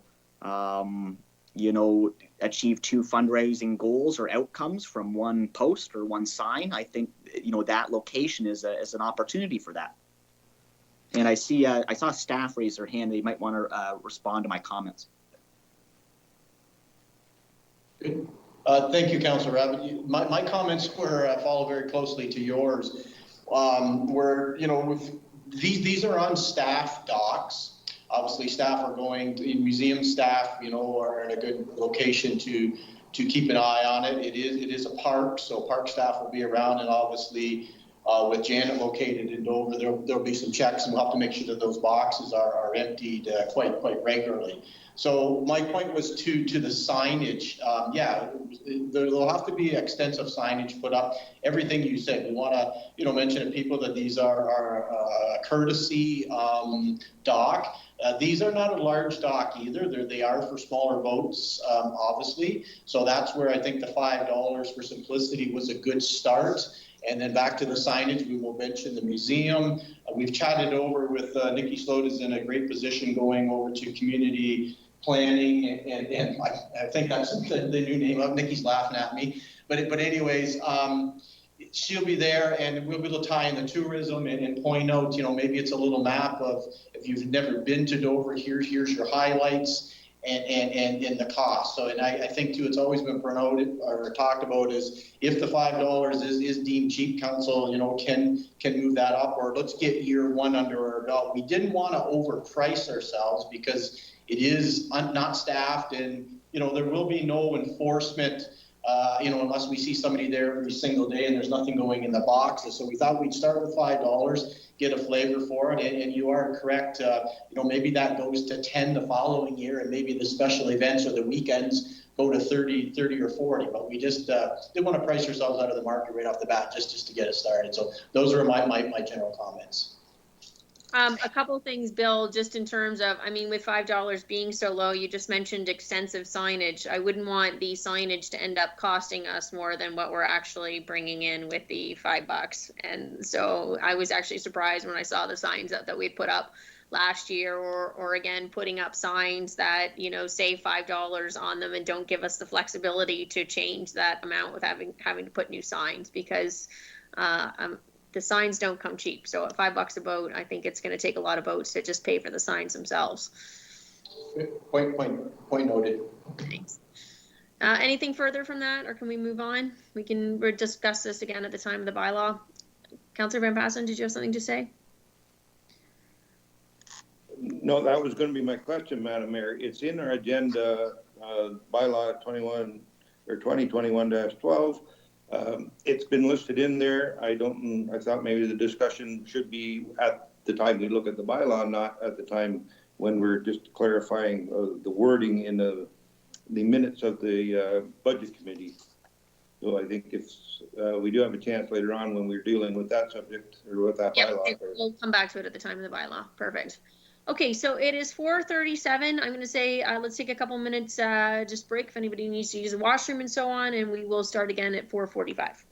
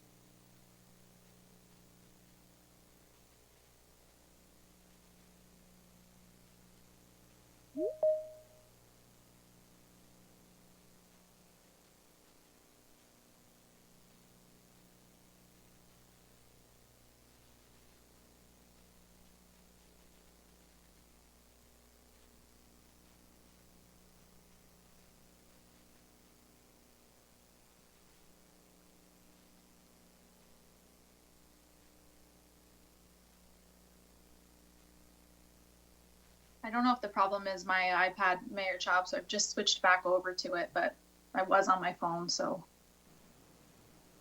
I can't hear you.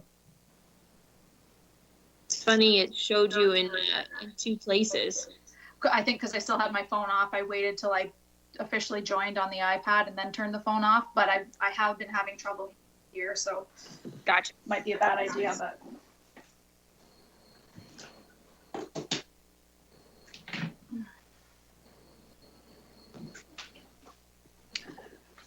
Okay.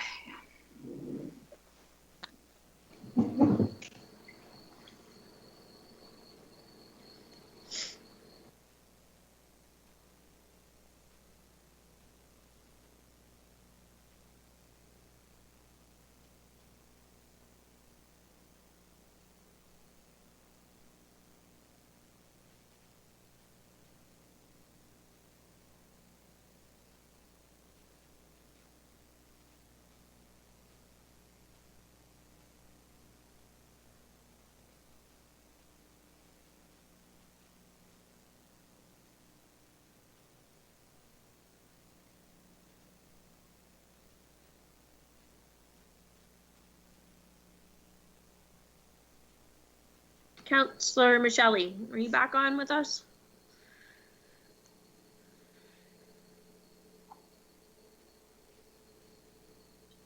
I am, Madam Mayor. Hi. Do you want to turn your, oh, there you are. Okay. Councillor Huffman's coming back in. Very good. Let me just see where we are here.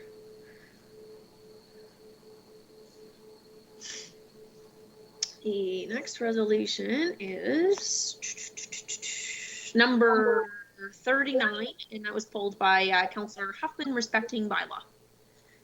Councillor Huffman, go ahead.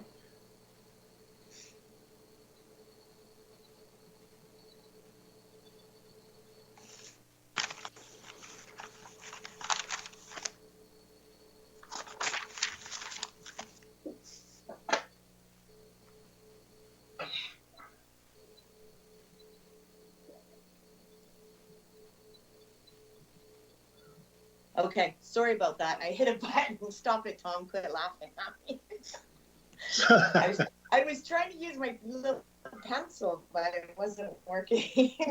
Councillor Huffman, Okay, thank you, Chop, through you. Councillor Michelle. Okay. I just wanted to revisit the bylaw. As you know, that I felt very strongly that we should not reduce our bylaw composition at this point in time. I feel that we've received an overwhelming amount of support from constituents in many wards. My ward actually stood up a lot of the correspondence was from my ward, and I did not prompt anybody to call or write. This was all done on their own initiative, and looking for really keeping the frontline service. I feel very strongly that in particular our Ward 5 councillors are benefiting in terms of the work that's been done in the downtown core. As you all know, that this is the downtown core revitalization of Simcoe is a very important matter for all of Norfolk County, as it is our largest urban center. And I feel that bylaw has made some great headway in that, and we do have some correspondence from business owners as well to substantiate that. So that is my motion, is that we do not reduce the composition of bylaw, and we proceed with the composition that we currently have. Open for discussion.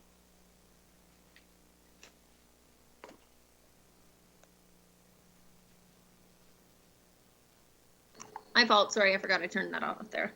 Do you wish to second the motion? Councillor Rabbits? Yeah, Councillor Rabbits here. I would like to second the motion, and I would like to speak to it.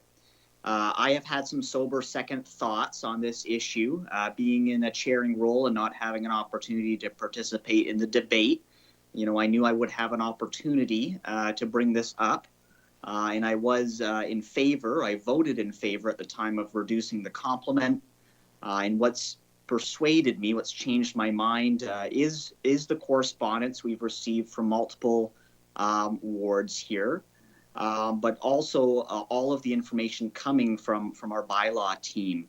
I apologize for joining the meeting late. I don't know if we've had an opportunity to have Jim Milson comment or speak, but I concur with my colleague that tremendous work has been accomplished in downtown Simcoe, and there's a lot of work ahead of us, yet to do. And, in thinking on the correspondence that we have received, the information from our bylaw team, and where we ended up in the levy, had we treated this bylaw issue the same as we treated Norfolk County Public Library, I very well would have been voting in a different manner. I thought our tax increases were going to be above the 4%. I really thought that as your budget chair, and that influenced my vote. So had we had this option presented later, I believe I would have been voting differently. But if I need an explanation to my colleagues or the public, that's how I've derived at my decision to add the bylaw complement back in. We've had an overwhelming response from many different communities. I've gotten good information, new information from our bylaw team between the vote and today, present day. And my gut feeling and my sober second thought on the issue is many of us ran on a campaign of property standards or bylaw enforcement. It was the most frequent call that I got when I first joined this council. And it's a theme that I heard throughout my campaign when I was door knocking. So, with all of those factors weighing in on my decision, I wanted to articulate that for the record. Okay. Councillor Martin, I see your hand up.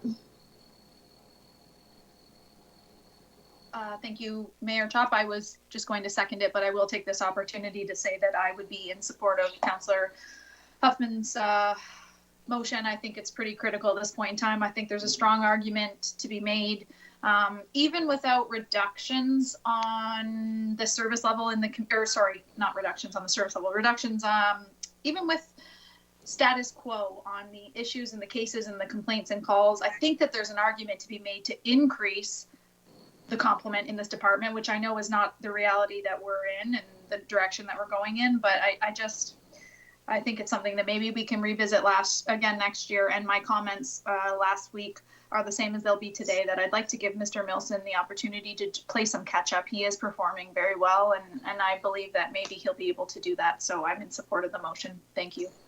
I'm going to give, I see there's some other hands, Councillor Taylor, Councillor Michelle, Councillor Columbus. I'm going to give staff an opportunity to respond as to why they, put this as an option for council's consideration. And then I think what I'm going to do, I actually have an alternative that I think I'd like to present to council if the motion fails, but I'll provide my reason. So I'll pass the floor after staff and over to Councillor Van Passen as the deputy mayor, and so allows me to speak to the motion. Nope, or Mr. Burgess, go ahead. Sure, thank you, Mayor, and the council, and Mr. Milson's online too. And the first thing I'd like to say is all of my directors and all my GMs would always like to see their budgets increase. And frankly, if I have a director or a GM who doesn't want to increase their budget, then I probably have the wrong person in the chair because they all, are passionate about what they do. And they all believe it delivers good service. The challenge and the reason why it was put forward is no matter how you slice this, it is an incremental investment into the bylaw service. We are adding an additional person than we had in 2019. We added an additional person in 2020, and we're going to continue on with that.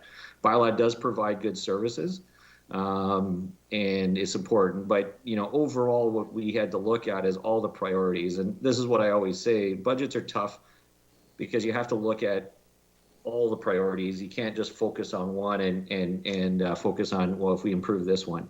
So one of the challenges I have with the budget and the situation that we're in is we spend more money than what we frankly take in. That's why we are trying to, one of the recommendations is borrow $5 million from the legacy fund to cover that gap up.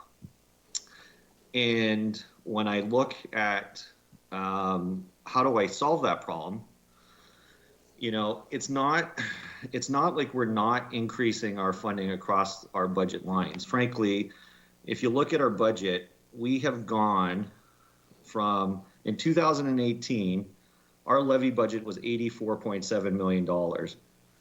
In 2021, we're talking about $112.9 million levy budget. So we've increased our spending from 2018 to 2021 by more than $28 million. And that's a 30% increase. So I asked myself, whose household has increased their income by 30%? And I would argue that there's very few.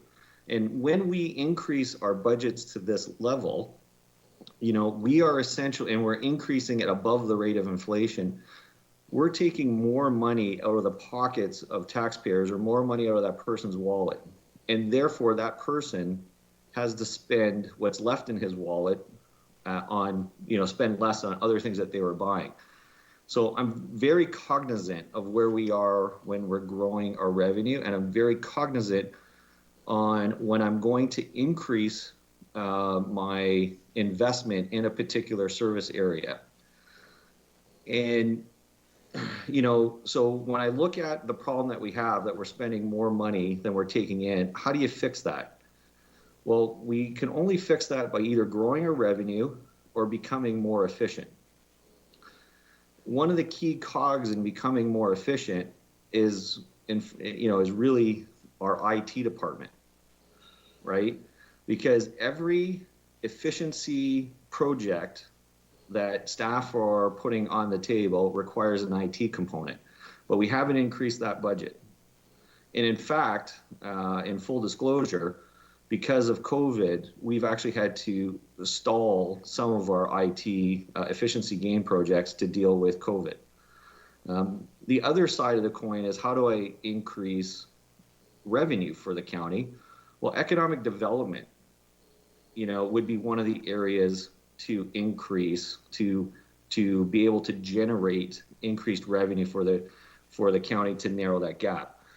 Bylaw is important, but bylaw can't make us more efficient, and bylaw can't generate sustainable revenue in the long run. So the other issue that we have, frankly, with even if I invest in economic development, the issue is, frankly, as you know, we don't have enough infrastructure capacity. We have insufficient infrastructure capacity in water and wastewater. And the only way we're going to grow that is by elevating our projects and making that quicker. So my other investment would have been in engineering, in public works. So it's a long story to say, when we put this on the table, no one likes to cut any department. But this is not a cut. This is actually an increase into our service complement. And from a strategic point of view, if I'm given an extra $100,000 to invest, I'm going to invest that in IT, or I'm going to invest that in economic development, or I'm going to invest that in our engineering group, because those are the things that will solve the problem of our financial situation. And when we solve that, then maybe we can add on other services and increase investment in other services. The other challenge I look at, frankly, is all the experts say we're in a K-type recovery. So for those who don't know what a K recovery is, it's a coin that's been phrased now that for the economic recovery in Canada or in the developed world. And there's two arms to a K recovery. There's the one arm where, those individuals who are, there's a group of individuals who are actually doing better because of COVID. They're spending less money and their income wasn't hampered, and they're recovering faster and coming out of this in better shape. And there's the other arm of the K, are those individuals who are disproportionately affected by this recovery. And one of the other things I look at for investment, incremental investment, is how can we either capture, better on the gains of that increased, that one top arm of the K, or how do we soften the impact to those who are impacted by the lower arm of the K? And, to be fair, in our budget, we really haven't addressed that. In fact, we cut social services. And, there is a vast segment of our population that once the CERB ends and once all this ends, there's a lot of people questioning what's going to go on there and how are we going to address those that are disproportionately affected. And, from a strategic outlay, again, bylaw is important. They've done a great job. I'm not diminishing the service, but we have to look at the budget as a whole. How does this solve our long-term problems, and how does this solve our economic recovery coming out of COVID? We haven't set a lot of money aside for things that businesses may ask us, to assist in the recovery coming out of COVID. We haven't set a lot of money aside for, increased needs in social services that, may impact us in 2021 out of this. And I think we need to, if council's going to decide to make incremental investments, that's council's decision. But I just hope that council puts it into the broader, perspective of all the challenges that we're facing in the county, and how do we rank those challenges going forward. And we should be investing our very small amount of dollars, I hope, in the highest priority needs of the county. And though I do agree, I think Mr. Milson's done a great job, and it's one of the reasons why we restructured it. That's one of the reasons why I made the investment in bringing a supervisor in. The question before council is, do you want to go above and beyond what's already been invested in that, while not investing in some of the other areas? So I apologize for the long-winded answer. There's a lot of thought that's put into the different priority settings for the county and for our budget. And nobody likes to cut budgets. But I'm cognizant of the fact that when we went out and polled the residents in Norfolk County, the overwhelming majority wanted a tax increase at or below the rate of inflation. And I tried to keep that, in mind when we set the overall budget. And I try to strategically look at areas that we can invest into to make the biggest bang for the buck. So Mr. Milson and I will disagree on it sometimes, and that's healthy debate internally. And it's tough decisions for council. I understand the letters you get. I understand the success that we've had in bylaw. It will be a tough decision for council, but I just want council to understand that there's a lot of things that get factored into these decisions as we present complete budget and not a line by line budget. So I appreciate the time that the mayor's given me. I know these are tough decisions for council, and they were tough decisions for SLT, and there's lots of decisions in this budget, frankly, that I lose sleep over. And I hope that I hope council puts the full perspective of the budget in mind when they make these additional decisions. Thank you. Okay, so sorry, I'm not here. Next speaker I saw, and again, I'll take the couple of speakers, and then I want to pass the chair over to, or Councillor Van Passen. Why don't I pass it to you now? I saw Councillor Taylor's hand up, Councillor Columbus, and Councillor Michelle, and then ISER would like the opportunity to speak. Okay, thank you, Madam Mayor. I think Councillor Michelle, he's had his little hand up for quite some time, so we'll let him have first crack at it. Thank you, Councillor Van Passen, and through you, just a point of clarification, and I'm not clear as to whether Mr. Milson is with us today or not. Is he with us? He is. I made him be on the phone here, so he's here. Thank you. I Jim. My question is just for some clarification. And as Councillor Huffman has kind of indicated, and I think Councillor Babich referred to, we have had a lot of correspondence on this topic. But I just need some clarification. Some of the correspondence referred to some statistical calculations about bylaw call increases and year-over-year comparisons. And I just checked on some of these, and I'm certainly not a math teacher, but I'm just wondering how we arrived at some of these calculations. I'm referring as an example to the comparison between 2019 bylaw cases and 2020. In 2019, we had 1,115 cases, and in 2020, we had 1,891. That's an increase, or as the chart has been provided to us, it's referred to as the delta, is 776. And I just did the math. A 776 case increase on 1,115 actually calculates out to 69.5% increase, or we'll round up to 70%. The documentation we've received indicates that that number is 170%. And I'm just hoping for some clarification, because I know that the local media and many of the correspondence we had referred to these extremely high numbers. And I'm not trying to suggest that a 70% increase is a small increase, but it is by far much different than 170%. So I'm just kind of curious how those calculations were arrived at. Thanks very much, Councillor. I've got a number of prepared remarks that would address that if you wanted to listen to it in its entirety, but if not, I can address that, and that it's a 70% increase over what we had last year.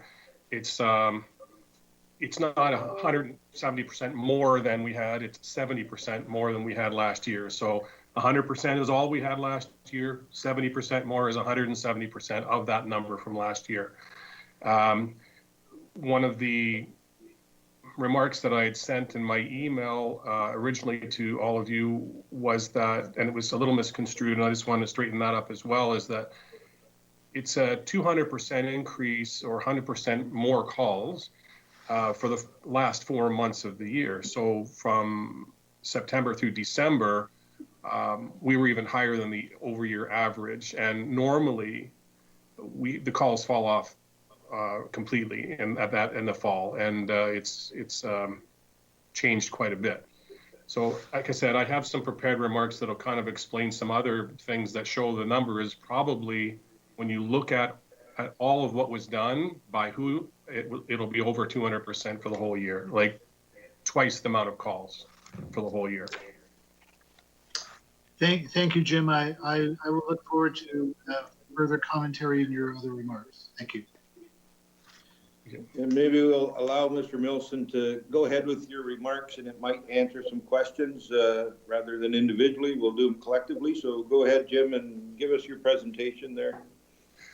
Thanks very much, Councillor. And I apologize if it's a little bit lengthy. It's probably over 5 or 6 minutes, but I wanted to make sure I covered most of what's come up through some of the correspondence I've got from people in the community, and certainly from your meeting a couple of weeks ago. So first of all, and this is important to me, I wanted to thank all of you for the hard work that you put in every day, and especially as we've been working together in the last year in my new role.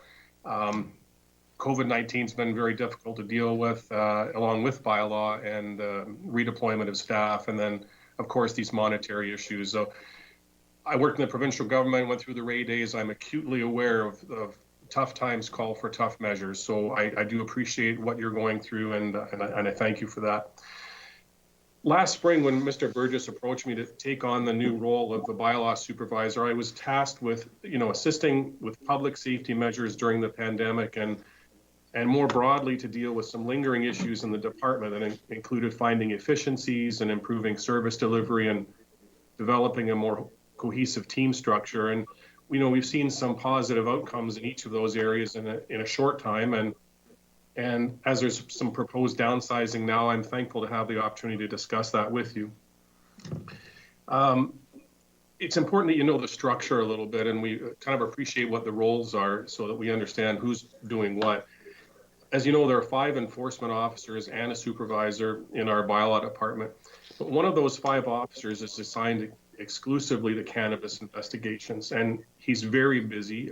We have 15 charges before the court right now. He's handling about 80 files, and new ones pop up all the time. So, as a matter of fact, in the last 2 days, we've got 6 new locations that we're working on. Candidly, that's more than one officer can handle alone, and so I assigned one of the 4 remaining road officers to back him up, take some cannabis calls as well. And so far he's taken 2 cases this year. He's been at 3 search warrants, and he's got charges before the courts as well. He's our backup, and that effort came from the front line. So what that means is that because of that reallocation in staff, the actual boots on the ground you have to consider as 4 and not 5, because we simply can't divest ourselves of the cannabis work. The mayor was kind enough to mention at the last meeting that there has been efficiencies created through the supervisor position, and there's been a lot of them actually. Able to handle almost all the general phone inquiries from the public and other county departments, government agencies, mayor and councillors, and significantly, I also handle between 10 and 15% of the complaints that come in from the public right at my desk without them ever being dispatched. So that has saved the officers the time, and that time isn't captured necessarily on our CityView database. So if you count the, let's say, 1,900 calls that came in, there's probably 10 or 15% more that were never recorded that our staff has had to deal with, and I've saved our officers from dealing with.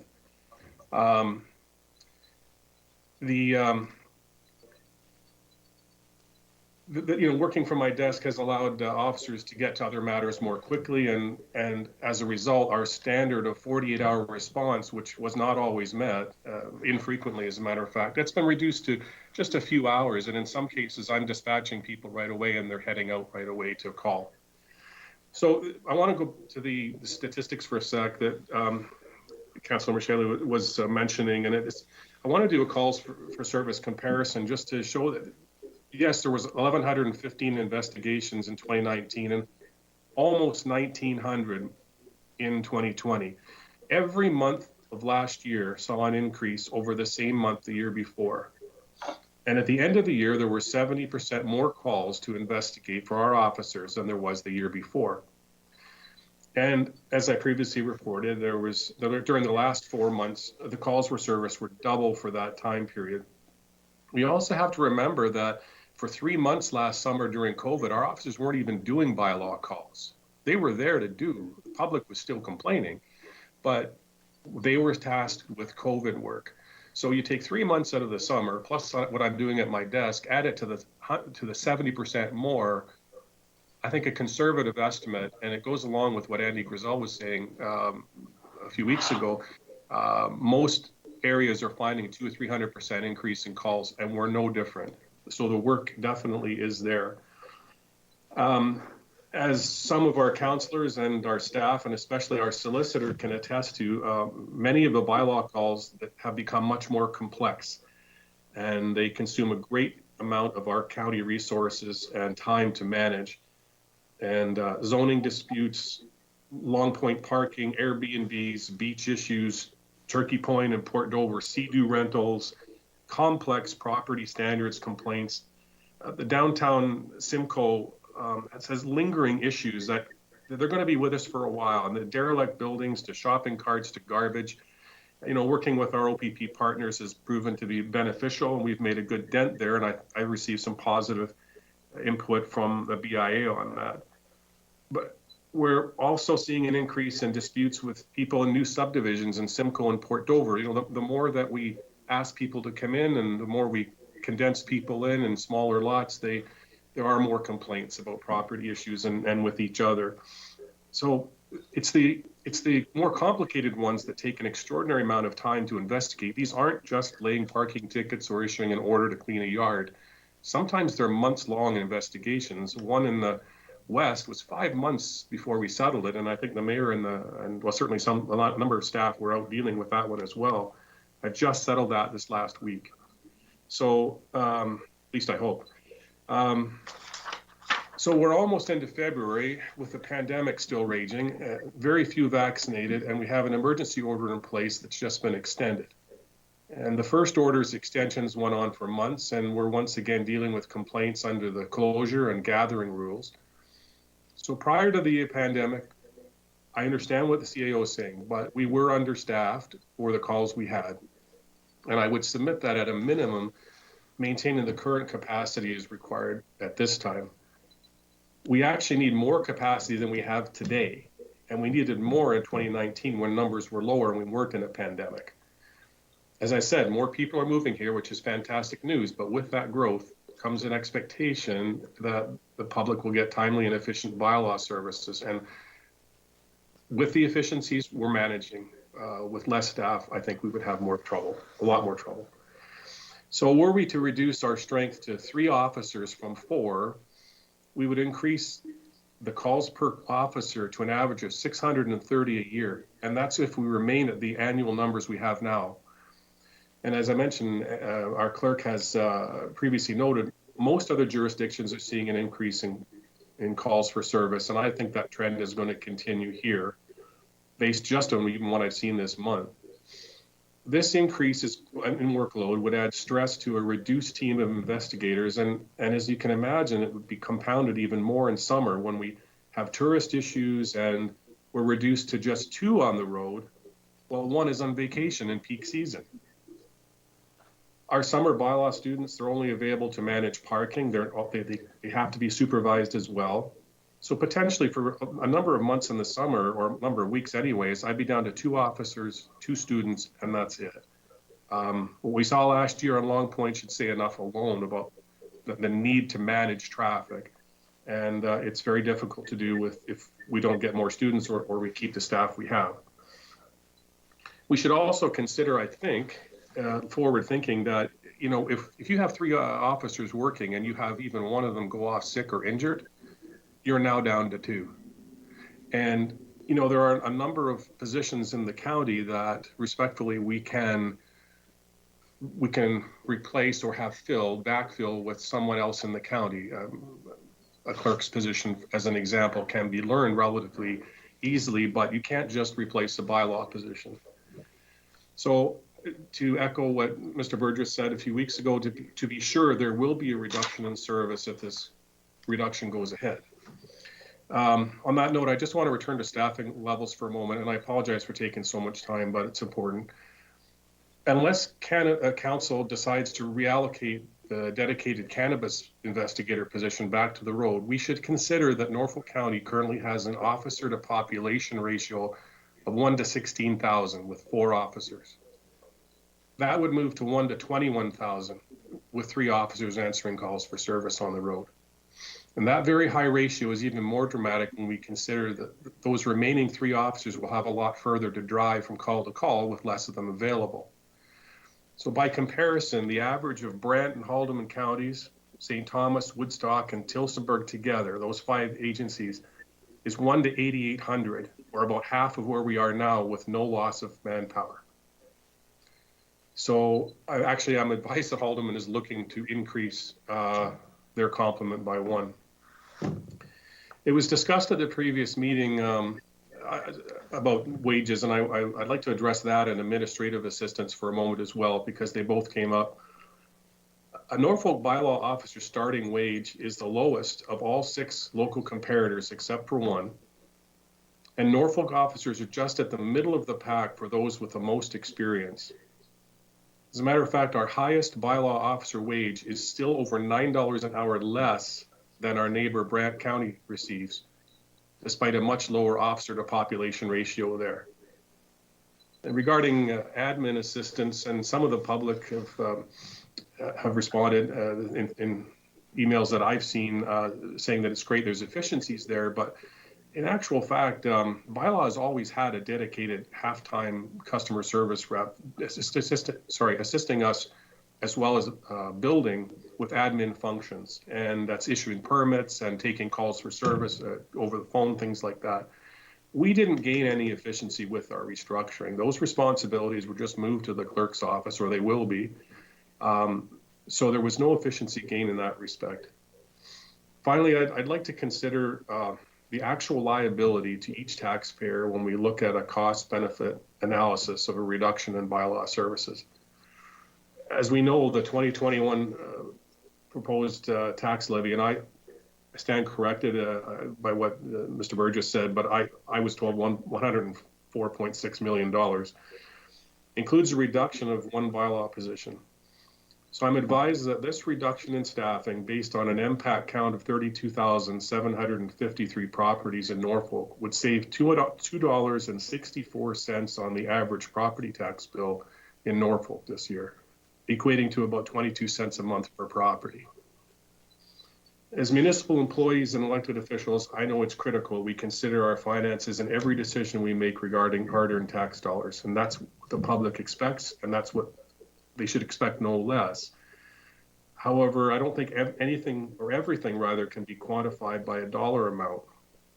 I just ask you to reconsider the added stress on our remaining officers, the reduced backup for our cannabis investigator, increased response times, reduced parking revenue, difficulty possibly of attracting future talent in your decision making today. This is especially true, at least from my rudimentary understanding of finance, but there's a very low cost, additional cost per property when that's considered. There are certain services that the public demand, and while I don't place more importance in bylaw over any other division losing staff, and I feel for all of them, I think there's an expectation that municipalities will enforce the bylaws that they create. And as I mentioned at the outset, we've worked hard to create efficiencies and to make process improvements, and we've been, the benefit of the public and our bottom line. I'm just worried now that some of those efficiencies and gains would be lost. And I took a couple of notes when Mr. Burgess was speaking, and I know there's $28 million increase at 30%, but I'm not trying to minimize it. I just see bylaws being an extremely small part of that for what we get and what the public gets out of that. I think, if I'm not mistaken, bylaw is 1% of our budget, and we're not talking very much of that, maybe 1/10 of 1%. So I can't respond to where we've been with numbers. All I can respond to is where I think we're going and some of the challenges we'd face going forward. And I just wanted to add, I guess it's probably a bad time to ask for a raise, right? I can thank you for your presentation, and I think I agree it's not a good time to ask for a raise, but I think you might have answered a lot of the councilor's questions, and we'll see if there's any more. So first I'll go to Mayor Chop. Do you have any comments or questions? Yes, I do. Well, I actually have a number of a couple of questions first, and then I'd like to proceed back to what I'm hoping council might entertain me, but I'm a little bit thrown off by sort of some of what we just heard. Jim, the clerk is your supervisor, is he not? As of January, yeah. So were you not aware of the budget documents in advance? Like, I feel a little bit like I just heard advocacy from a community member, and I'm a little bit thrown off here that this is what's being presented from staff. Again, to break it down to a dollar value in bylaw, I mean, if council wants to do that, but we have to go through every single item in the budget then to get to this. I mean, we've gone through this. What is important to one person is, different from somebody else. So I'm a little bit blown away, to be honest. So did you not have the opportunity to discuss with the clerk? If it assists, through you, Chair Van Passen, both Paula Bodis and myself advocated strongly for increases in bylaw. There was a discussion that I was part of at SLT where there was a discussion of cutting up to 50 positions here in Norfolk County, where there was some discussion about bylaw, and I advocated again strongly that it would be unconscionable to do that in a pandemic, especially with Friday the 13th this year. My CAO did go ahead and make his decisions on the budget. It was a very tough budget, but it's staff's responsibility to respect what our superiors make, and if council makes a decision to cut bylaw, we'll take that and we'll respect it. If the CAO makes a decision to take it, we'll take that and we'll accept it. And so I did receive the package the same time via email as councilors. I didn't make Jim Milson aware of that when I received it, as I didn't make any other members of SLT aware. No, that's fine, but I'm just SLT as a whole, the entire SLT team brought these recommendations forward. I guess one of the questions I have, Jim, like some of the comparisons that you used, I mean, I did some research on my own. How many bylaw officers I think Brantford is a population of 100,000. How many bylaw officers does Brantford have? I didn't check with Brantford. I checked with Brant County. 4. The town of St. Catharines, also north of 100,000 people. They have 4 as well. I don't dispute the importance of bylaw. I think that I have had as many, if not, because I hear them from all wards, not just in individual wards. I agree. We have been overrun from lighting to cannabis issues and so on. But I also don't take our CAO's comments lightly either, which are, if you had $100 more when we look at the budget priorities, is this the area that you would put that $100? So Jason mentioned IT, economic development. You know, one of the things, and I get the importance of the cannabis issue, to me, if you were going to spend $100,000 on cannabis, one of the things that would be, you know, most worthwhile to do would instead be to take that $100,000 and pay a lobbyist to go lobby the federal government for the changes to the regulations that are going to protect us in the future.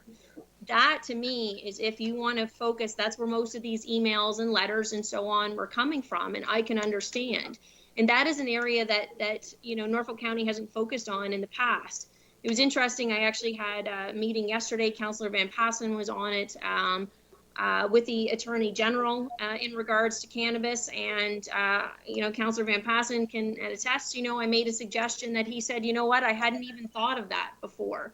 And so there can be bigger strengths in going and spending that money to focus on the cannabis problem, but I don't know that bylaw is necessarily the answer. You know, we've had somebody dedicated to it. We're going to continue to have somebody dedicated to it. And a lot of that work is actually also coming through our planning department. I'm afraid my computer is about to die here, so bear with me. You know, one of the things I went and again, I understood that council, you know, they have deep concerns about cutting bylaw, and I understand that. And I'm going to ask my Simcoe councilors and Councillor Columbus to, in particular, to hear me out here. So we had somebody dedicated to cannabis since this council was elected, and we saw better results. I think everybody can agree than when we didn't have somebody dedicated to those files.